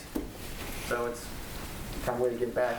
There's a lot of kids, there's a lot of families out of time, there's a lot of people use that ball. Yeah. There is. Yeah, a lot from neighboring communities, and I think it's one of our opportunities that we shine, is our parks. And the biggest thing that I think people conceive of is it's not the ball backers down there. Anybody can use it. You can have co-ed games down there. You can have co-ed softball games. You can go walk your dog out there. It's open to the public. I mean, nobody controls it except for it's cities. I mean, it's a park. It's a recreational area for anybody. Summer rec expenses. Yep, it goes under the summer rec expenses. I mean, we mow it, we maintain it, so. We do have one of the strongest rec programs for kids too in the area. I mean, everyone wants to be Plainview when it comes to softball, soccer, all that stuff. Okay, Tyler? Aye. Bob? Aye. Brian? Aye. Motion carries. Number 11, discussion action, advertising for lease of farm ground at transfer station and haying at Lagoon. Okay, so this, as I'm told, we do every year, usually around here, so we put out bids. I'm going to recommend that we do not lease out the farm ground at the transfer station. That comes from, we have new permits this year, it's our 5-year term, so we have new permits for the transfer station and the C&D cell. So they've really knuckled down, they changed some people inside, which is not a bad thing, they're doing their job. So if you look out there this year, we've added more fencing, more gates. Essentially what they told us is if that gate's open, they better be able to drive in and find an employee there. We're actually altering our permit this year, so we're not going to be open from noon to 3. We are going to be open as by appointment only. This should actually give us more flexibility, more opportunity for our citizens to actually utilize it. So we're hoping that's going to work well, and the reason why we can't farm it there is we can't open the gate after 5 and let them be in there and farm the ground until morning. It's just a liability for our permit. We don't want to get dinged. I think last year it was $800 for a $400,000 business in there. $800 seems kind of silly to chance anything. I've talked with some people about it, what we should do. We think we should let it go dormant this year, let the weeds grow, and then we take care of it in the fall, next spring of next year, and we could plant native grass, wildlife. We could do anything like that. The schools actually think about starting back up range judging. I've talked to them. They think it'd be great if they could input range judging. So they can park at the gate when it's closed and they can walk in there. We just can't allow any vehicles. So, they can't drive up and dump trash out in the open. So we have a lot of options, but I just don't think it's very good for us to try leaving ourselves open for, unless you guys want to pay overtime for somebody to sit there and watch somebody combine. I mean, that's entirely. And then as far as lagoons go, as Kurt tells me, we have to mow the grass is what our permit says for there. We have to keep maintaining it, so it's kind of a benefit to us. Right. So I guess I'm asking to put out bids for the Hayden Lagoon and then not for the transfer station. Okay. Is there a reason you don't have someone put that to grass now instead of fouling it? Because that's kind of Yeah, I had a recommendation I talked to Josh Kanowski, who's involved with the game parks. He actually said for the native grasses and everything that it'd be better to since it's corn, it'd be better to let those weeds come up and then be able to kill them off. You'll get a better stand of grass the next year instead of weeds coming through. And then planting it in the fall instead of the spring. I don't know. I'm not I mean, that's your more forte. I was just listening to what they told me. That's how they usually operate for new CRPs and stuff. So if you have a better idea, I'm more than happy. We can come and talk about it. If the best option's to tear it up now, we can look into it. So. At least plan to shred it so that the weeds don't go to seed. We wouldn't expect disc it, and he said plant to the native graft now. Yeah. So. Like I said, though, if there's better options out there, I'm open to it. I plant 20 to 100 acres of CRP grass every few years, but if you let the weeds go once, you will be sorry. Yeah.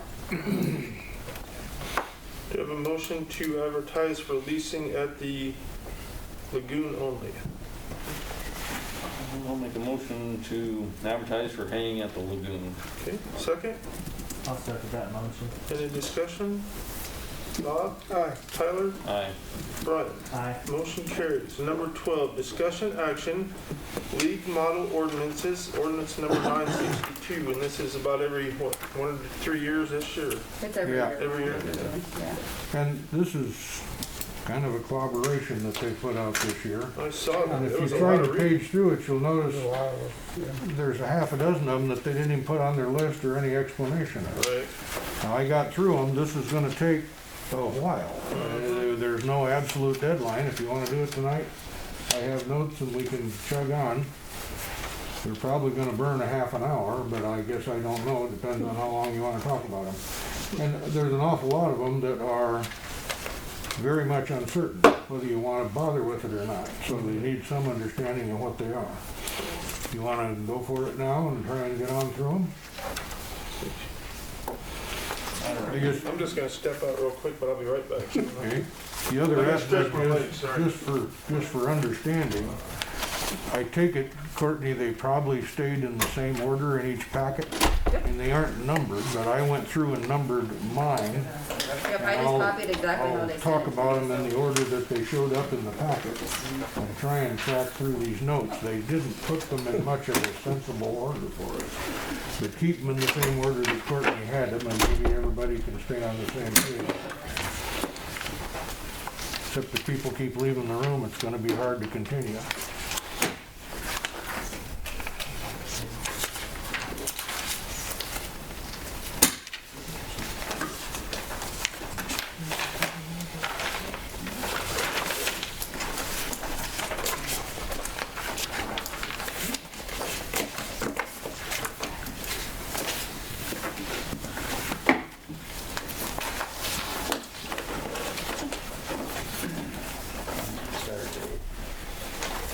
As soon as we get the money.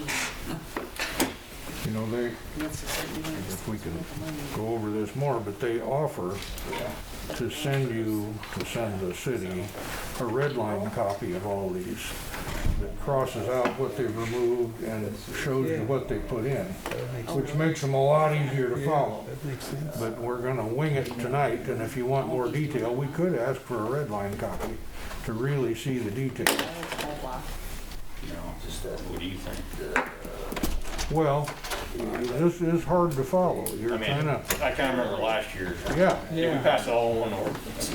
Yeah, the common plan is to make up We just, a master ordinance that says, okay, we're gonna make these recommended corrections, 1, 2, 3, 4, 5, and just pass that. I mean, you can pass these and publish them one at a time, but you can do the master ordinance thing.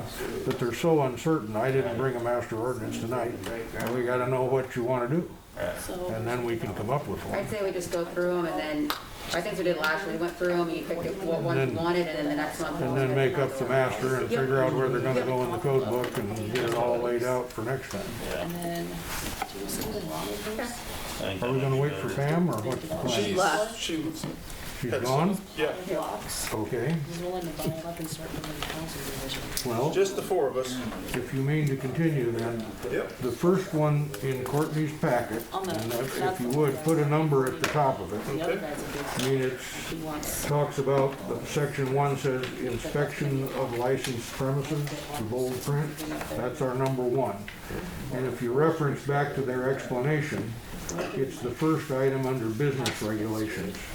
There's the explanation sheet that they sent out November 2020. Their explanation of it is adding license and inspection requirements for party buses. Well, we don't have this in the city code now. It wouldn't hurt anything. The state law says you should inspect, but look what the first section says. And we gotta edit it and get it printed correctly, but the city council shall cause frequent inspection to be made on the premises of all retail licenses and bottle club licenses. Well, that's kind of a major deal that the city generally doesn't do. But you can, and it's the law. I mean, I think the state statute says that, but we don't exactly have a Department of Liquor License inspectors. And if you're gonna pass it and do it, you need to know who that is. But Courtney is volunteering now. You're gonna go in once a month and have a drink, see how they're doing? Yeah. Wait a minute, I heard tell that. And then the thing that they added to the state statute is the second paragraph, B. The city council may also inspect charter buses. That's the new part, is to inspect charter buses. Well, if you want to do it, there's no harm. It conforms to the state statute.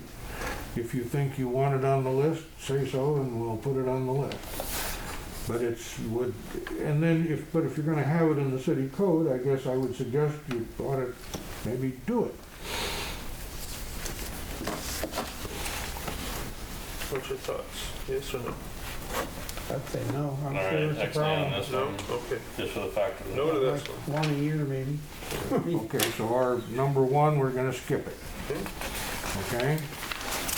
Number two, the caption is license of city village powers and duties. With that. And their explanation,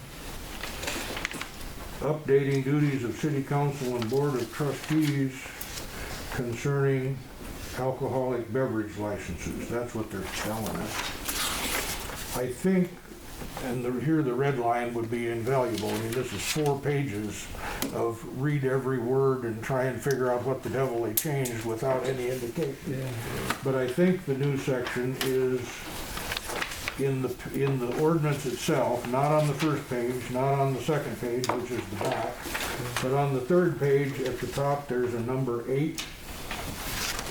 To review authorized application for retail, bottle club, craft breweries to work in their parking lot or alley not to exceed 50 days in 2020 and 15 days per calendar year after that. It's the COVID rule for bars. You can go out and put chairs and tables out in the alley.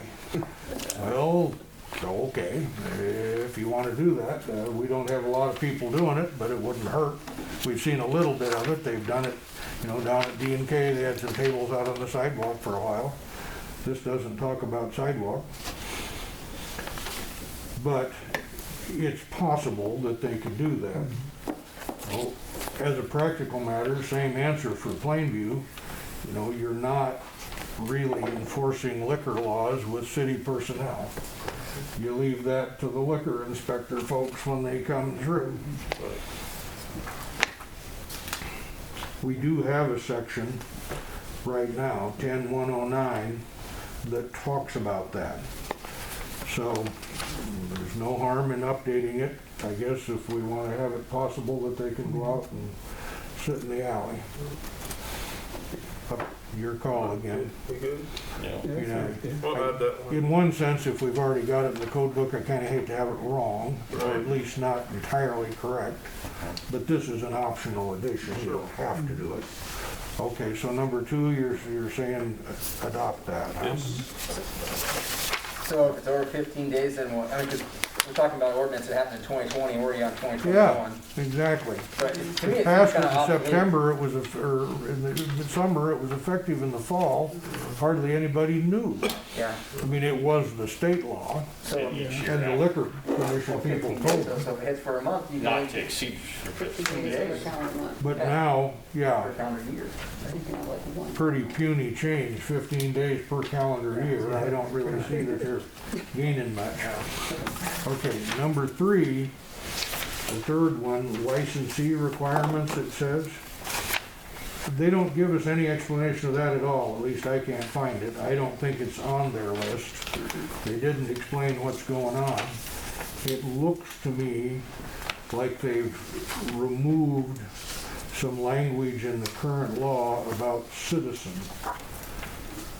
The inference being maybe you can have a liquor license if you're not a citizen. In the existing statute, it talks about citizen. That's what I think they did. We have this in 10-106 in our code book. So if we're gonna have the rules in the code book, I suppose they should be the same as the state rules. And it's changed it to now, as you see there in the licensee requirements, good character, resident, not a felon, but nothing about citizen. But figure to adopt that.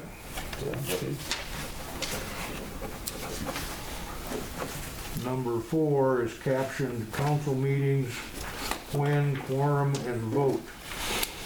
I think this is the Crofton new law for the state. Crofton had a horrible time up there. They had 2 council people quit, and they were told by some legal authorities they couldn't even have meetings for 2 or 3 months because they didn't have a quorum. And I think somebody went down to the state and said, well, under those circumstances, if you can only come up with 2, we should maybe let the mayor become the 3rd for a quorum. And that's what this does there in section A. I mean, it would have made what Crofton was doing legal, because they were having meetings with 2 council members because they didn't have any more. So I suppose, again, to have our code book correct with the state statute, you want this. It goes in, it'll change 2 sections in our city code, but we'll get that done in the caption. So yes? Yes. Number 5, the planning commission change. The explanation that they give us is the second one from the top on the explanation page, providing circumstances in which the planning commission may cancel a regular meeting. Who would think that is a big deal if the planning commission wants to cancel a regular meeting? But they added a new section that said if there's no business pending, the chairperson can cancel the meeting. Okay. But that's the new law. It shows up in the middle of the second page. That was the only change we could see that really mattered. So that'll change our 2.202. We probably need to adopt that. That's okay? Yes.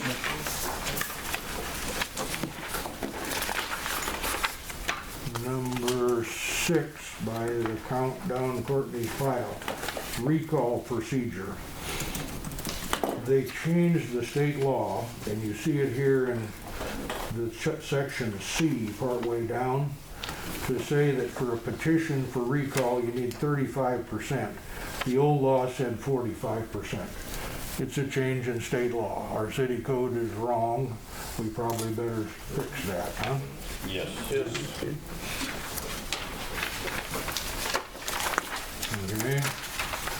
2 or 3 pages deeper, number 7, city village clerk. I believe the changes there mostly show up in that first paragraph. There used to be some definitions of what state laws you looked at to decide when you could destroy records or send them down to the state archives. Have we ever sent anything to the state archives that you know of? I don't think it's a big problem in Plainview. The records are in the city office and they just stay there. But this thing says you can only get rid of them or send them to the archives within the time specified by the state records administrator. Well, okay, but I don't think it's going to see a lot of use here, but we should say what the state statute says. So adopt that. Yes, please. Couple more pages. Number 8. Courtney, this is just special for you to make you feel good tonight.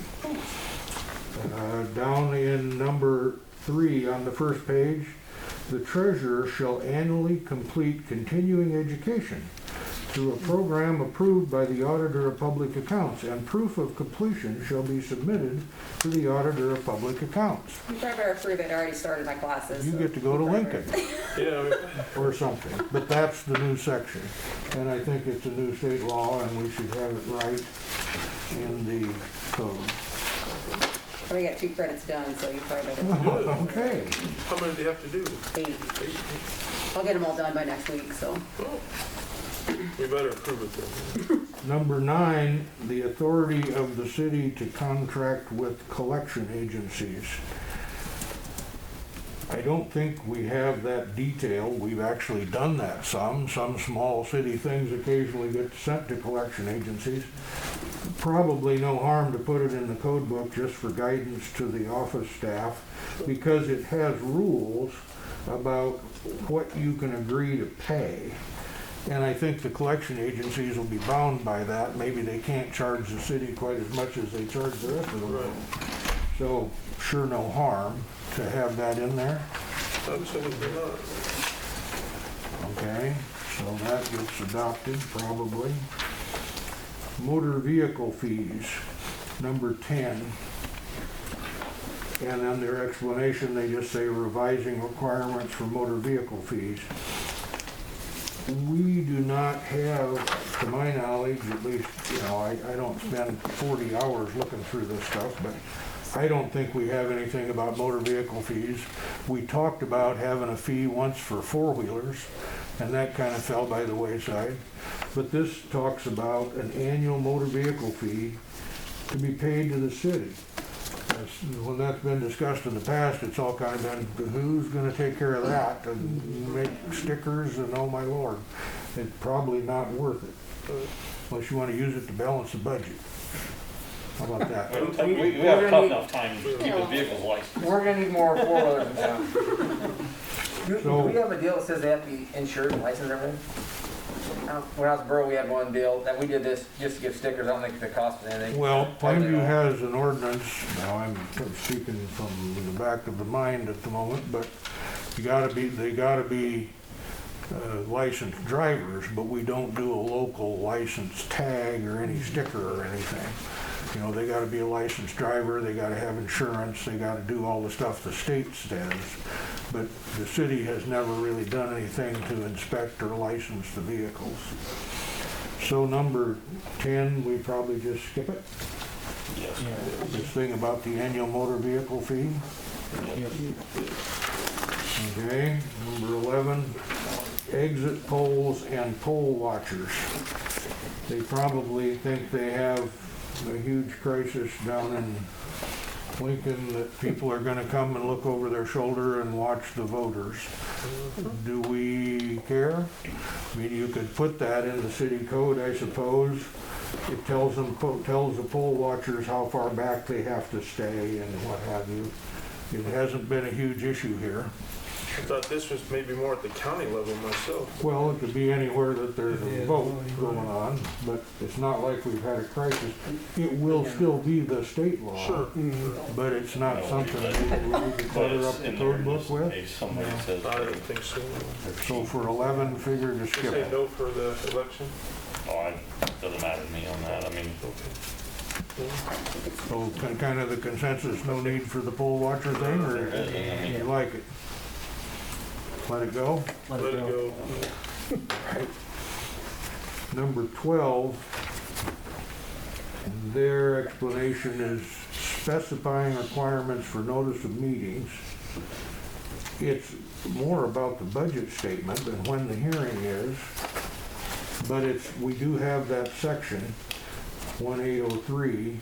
I think we should probably adopt the thing. Courtney, you get, reading through it about how you do your hearings and stuff. You just got to check off, do it like it says. Yep. I think that would be well done. Okay, so adopt number 12. They're pretty picky on those for the budget, so we try to do Yeah. that. The next one, even my list has two number 12s. There's too many here. The next one is 13 by our definition. Open to public notice agenda, you got that one? Yep. That's the next one that showed up. They changed the format of how you click off the things that you're given proper notice of a meeting. It doesn't really change it very much physically, you still gotta do a notice, but this is just the way it's laid out. And our code is the old-fashioned way. They've changed the state law, they say you gotta do this, or you can do that, or you can do that. I think we probably need that to get our code up to snuff. You don't wanna mess up meeting notices. Okay. Next one, a section on special elections. Again, we've got that in there. We've got provision for special elections. They tweaked a little bit about the notices, when you can do them by mail, the timing of when you have to turn in to do it. I'd hate to try and quote every letter and verse, but it's an update. And if anybody needs to do a special election, we don't want our code section wrong. Right. So, yes? Yes.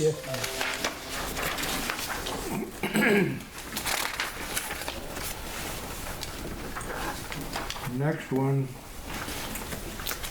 in fact, now turn pages rather through these. 15 is licenses to sell tobacco, nicotine, any type of delivery systems.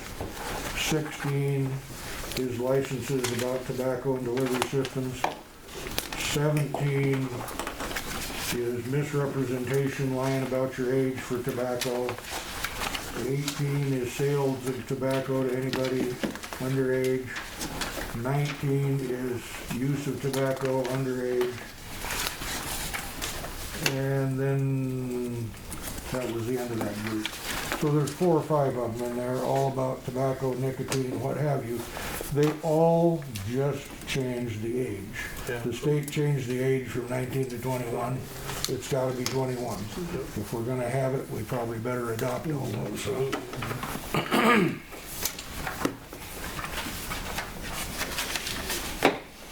Okay. And then discontinuance of service notice procedure. That again is one we have in the code. You gotta check off all the things they say. You gotta tell people you can only disconnect service from utilities according to the rule. We should update our code to have that, and then the office needs to use this as a checklist anytime they need We've already to updated our letter. do something to them. Our letter's already been updated. It was correct before Okay. it came out, so I don't know what other towns are doing, but ours has listed this for a couple of years now. Yeah. And then you'll find the last two cleverly say village. The village code of ordinances is changed for this. Those aren't for us. They're for Plainview's a second-class city. They actually duplicate a couple others that are in there. Somebody scooped up too many in the pile. So those two That's are what I thought I not was what reading we double need. again. All right, if that makes sense, then we'll have a generic adopt all these updates ordinance to pass next month. Okay. Number 13, discussion action resolution number 625, Plainview fourplex program guidelines. Yeah, this is basically just outlining the rental agreement, how the program will work, from the investor side, how Cornerstone Management will handle the project. Several pages of, I don't know if you guys read it all. Yeah. I gave you guys a new one, because Lowell just sent me a new one, I think, today. Yeah. And they just changed some wording in there, basically who the owner, who the investor is, basically changed the name of it to their legal name. But nothing else in there really changed from what I read through it, so I think most of it's pretty much the same.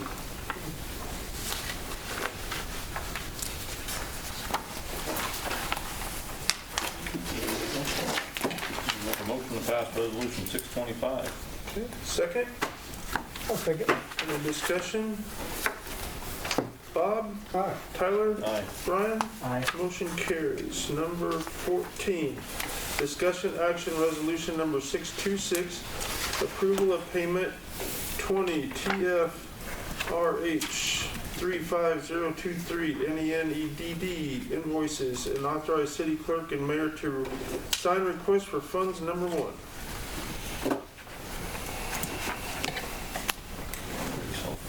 Yeah. So this is basically, you're just paying the invoices for NENA, the time that they've expended so far on the housing project, and the request for release of funds from the state of Nebraska so we can start the project.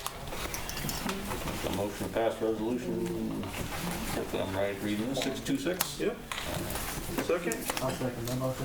Any discussion? Brian? Aye. Tyler? Aye. Bob? Aye. Motion carries. Number 15, discussion action resolution number 627, community development block grant procurement procedures and code of conduct. Basically more legal jargon from UNED regarding your CDBG grant for the project. I'll make a motion to pass resolution number 627. I'll second that. Second. Any discussion? Bob? Aye. Tyler? Aye. Brian? Aye. Motion carries. Number 16, discussion action, possible acquisition of PCSI building. And I've got two handouts here for you. Run this around the circle. While you got, I'll explain a little bit. We put it on here. I talked to Bruce about this. So what's been going on is obviously for a while now, I think the city council and Bruce have been looking at either obtaining it or not obtaining it and going through some jargon. Bruce tells me, and he'll explain, I'm sure it's going to take some more time if we want to move into it. Joe Groff's contacted me, and he obviously says it takes next to nothing. But at the end of the day, I just asked Bruce if we knew which direction we were going for sure, if it's going to take more time, and we kind of agreed that we just need to address it one way or the other. If we Bruce to continue working on it, or if we want to utilize the time elsewhere. And you need to understand the background to make sense of these. That first handout that came out, incidentally, is not even on the agenda. I just wanted to hand it out. But that is a package of material for the house across from Steincross. So you know what is going on there. I got some phone calls out on that today. That probably should be on the agenda next month to talk about that some more. I've got some thoughts on how to manage that. The thing that you've got on the Pinnacle building, just so you'll see the corroboration of all of the mess that property is in.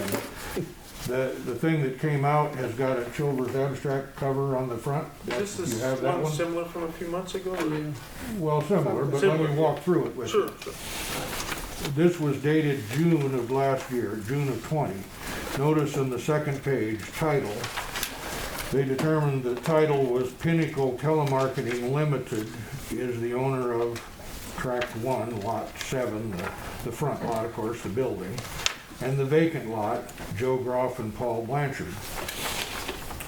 And they just give you the descriptions on the next page. Lot 7 is Tract 1, Lot 8 is the vacant lot. But then look at their list of requirements if you turn to the next page. They want a corporate warranty deed from Pinnacle Telemarketing. Well, Pinnacle Telemarketing doesn't exist.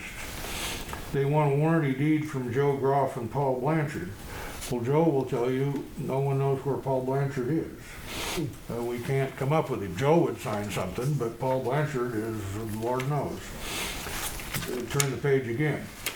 Provide documentation of reactivation of Pinnacle Telemarketing. That corporation was dissolved 5 years ago. It's a disaster.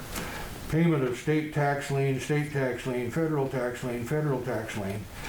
There's more stuff on tax liens a little further down in the packet. Certificate of good standing for Pinnacle. Of course, that's impossible. Evidence that documents are all signed by Pinnacle saying they want to sell the property. That's not going to happen. Payment of the delinquent real estate taxes. We know there's a bunch of delinquent taxes. And sign a little affidavit is the final requirement.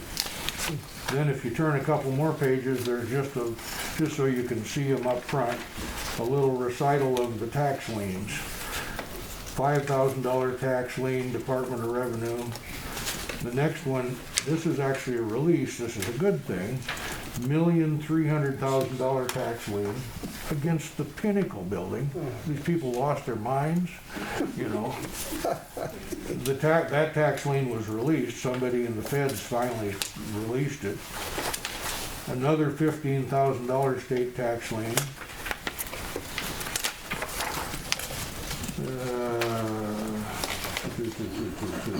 That's just a cover sheet. The next one I turned the page to. Terminating one of the state tax liens, a couple of them, have gone away. So the point is, a deed from Joe Groff is the same as nothing. Plainview has no lien, not currently, no hard lien on that building. And it'll take some kind of court action to do anything with it. There's all these corporate title problems, the personal title with Blanchard, the tax liens. The county attorney will probably look at that for tax foreclosure come this coming fall. That'll also be a factor on the Steinkraus house. We could wait for that. The other alternatives, Jeremy was bringing up, we've declared it a nuisance, maybe we should just tear it down, just like the Steinkraus house. I mean, can we just tear these things down? Well, if you want to be aggressive, we could go that route and just tear the darn thing down. But that does nothing to get clear title. Yeah. The cleanest way, the slickest way I can see to get title to the thing, if you want to do it and you want to go to some trouble to do it, would be do something to it for a cleanup. Like maybe tear off all that fence and all that crap on the east side and file a lien. So the city actually has a lien for $1,500 or whatever, and then we foreclose that lien, notify God and everybody, including the IRS, the state, we're going to foreclose this lien and we're going to sell this property. And we go down there and bid it in and take it over for the city. We could do that. I mean, the city's got to get some clutch on it to do a quiet title action. If we do that, then you'd have title, and then you could proceed to tear it down. If we tear it down now as a nuisance, the downside is somebody might sue you. We don't really have any rights to it right now. And that's kind of true with the Steinkraus house too. You'll see in there's a district court judgment against the Steinkraus house. So to say we own it is not quite the same as reality. So then if you do the quiet title, then other liens go away? Well, you'd have to notify everybody. Right. We're foreclosing our lien, we're notifying all of you, we're gonna sell this property. It's gonna sell for nothing. Right. So the city's gonna go in and bid the amount of the lien, the IRS isn't gonna do anything. The state isn't gonna do anything, those liens are no good, there's no value there, the thing is worth negative 10,000. But eventually, the city is gonna have to do something with it if we're gonna clean it off. I would be inclined to force the nuisance cleanup on, if you want to do something and not just wait on the county, force the nuisance cleanup on the trashy little fence and all that stuff, file a city lien, and then we could proceed to foreclose that and try and take everybody out. Remember though, if we do that, that doesn't take out the county. They still have real estate taxes. If we wait on the county and the county does it, everybody goes. And we don't have to spend any money. It's just that we have to wait. I talked to Lorberg today, Ted, the county attorney, and the quote I got out of him was, I'm pretty much up on the criminal prosecution stuff, but these tax foreclosures, I don't know, I gotta do some reading. I mean, he hasn't done hardly any of this. And so but he says he's going to. He says he's going to this fall.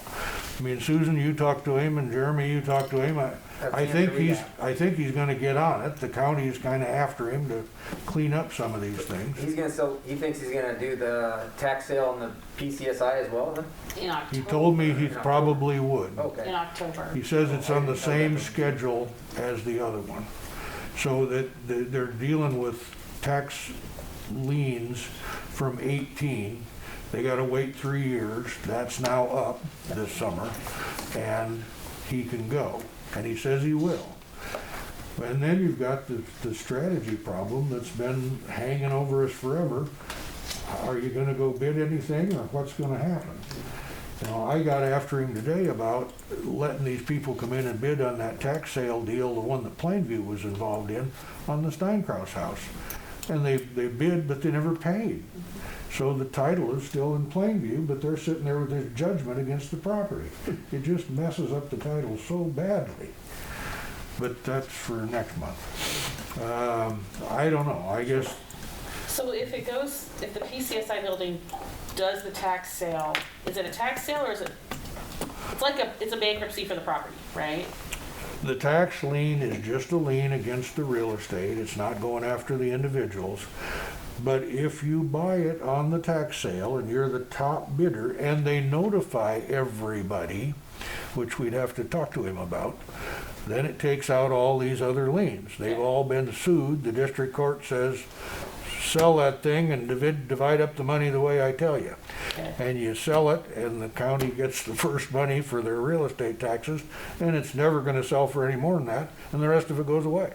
Is that the cheapest and cleanest way to do it? Well, it's certainly the cheapest. If you can suffer with waiting for Ted to get it, get after it. Because otherwise, there's a tax lien of how much on either one of them? Well, the Pinnacle has, $5,000 looks yeah, like. Pinnacle has all the real estate taxes that's in here. Okay, 9,000. Yeah, the real estate taxes are not huge. They're amazingly large on that Steinkraus house because they left the value so high for so long. But it's all just a lien against the house. It just needs to go away. So clearly the cheapest for the city is to wait and to hope that the tax foreclosure happens and maybe go down and cover the bases and bid something. And that'd be October probably. Yeah.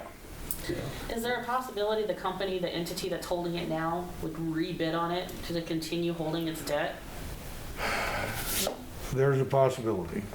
And, you know, we'll talk about that next month. That's what's happened to us on the one down by Steinkraus. They're sitting there with that judgment, but they don't finish the game. Right. Well, the county's not a party to that lawsuit, it's Plainview. And I'll tell you what I think we can do about it next month. I mean, we could prod them, but we could just wait for Ted to hit it again in October too. I mean, this, you know, going into district court to do this stuff is just, for a worthless property, is just so god-awful expensive compared to just waiting if the county will sell them on the tax sale.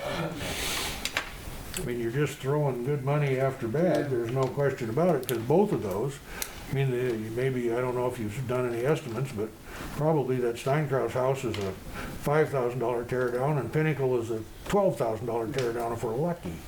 That Steinkraus house be more than that. That thing is full of junk. Okay, well, it could be worse. So you're already in the hole that much. It's kind of a shame to be in the hole some thousands of dollars to get there. I agree. Well, You have a plan. sitting tight is the plan then, maybe. I mean, we could talk more about the Steinkraus house next month if you want to. Sounds the most reasonable thing to do. You want that on the agenda for next month? Well, I think we should. Okay, that's what I have down Have here. one more look at it. Well, I guess I would ask for an action if you guys decide, I mean, after discussion, just pretty much let Bruce know that if Joe Groff calls him, he can go, hey, I'm not acting on this right now, or whatever, you know, Yeah, so he's well, not burning time. I mean, we could get a quitclaim deed from Joe and we'd have some claim to the property, but then we have to go do a quiet title action Yeah. and spend a whole bunch of money and a whole lot of trouble, and maybe it could just happen for free in October. Yeah. I mean, that's not a bad thing. So, yeah, So you recommending about the fence then, Terry? yeah, or- could we go down there and Well, clean the fence and just? You could do that Make anyway, it look a but little we bit. wouldn't necessarily have to foreclose on it. You could Yeah. just clean it up. Yeah, I just, mean, it's just a fallen down nasty That's the help fence. one. okay, yeah. Yeah, it wouldn't hurt to clean it up anyway. I guess I was thinking of it as an avenue to get a lien on it. Look a little bit, yeah. Absolutely. Yeah. Well, and if we wait till October, especially in the Steinkraus house, we'll still have our DTR funds till 2022, to tear it down then, so, Yeah. between then. Okay, so we just pass on both those for now, huh? Yeah, I make a motion to not do anything with the PC. May, or put the, Outside you know, building. put the house one on for discussion next month. Okay, second? Second that motion. All right. Bob? Aye. Brian? Aye. Tyler? Aye. Motion carries. Number 17, council comments. Bob? Yeah, I got a couple, Jeremy and I were gonna go talk to a certain property owner in town. I caught him today. Did you? Yeah. And, well, we were gonna go together, Yep. and I got busy at work, so I didn't get to it right away, and Jeremy and I talked to him, we should probably not go to his house, we should have him come to the city office. Which, if you just talked to him today, we haven't got it done yet. so- It was as you would expect. Yeah. So, We need to give him more time. We're picking on him. It's not fair. It's all our fault. We're trying to get him out of the community. So, that's a huge problem. So.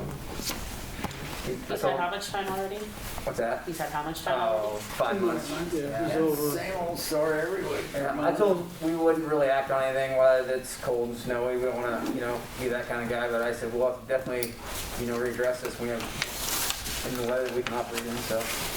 Yeah, if you don't want it to last all summer, you have to start as soon as it's warm and do something. Yeah, we have that resolution. So essentially, it's spring. We have the right to go in there. Yeah. Correct me if I'm wrong. There's not a sunset deal in there where we have to have our side done in No. a month or two. Is there? No. No. So I mean, we can as soon as we're snow's out of there, we can see what we're getting into, see what we're driving over, see what we're going to walk through. We can address that here in a couple months. So.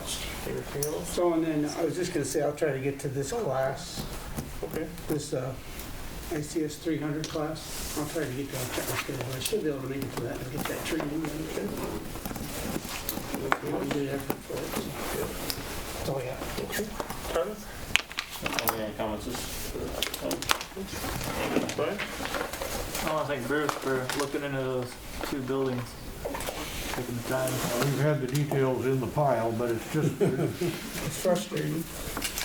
in all the years we've dealt with real estate title in Plainview, there's never been 2 properties as screwed up as those 2 properties. It's just incredible. Motion to adjourn. So moved. Second? Second. All in favor, aye? Aye. Opposed, same sign? We're adjourned. Mayor,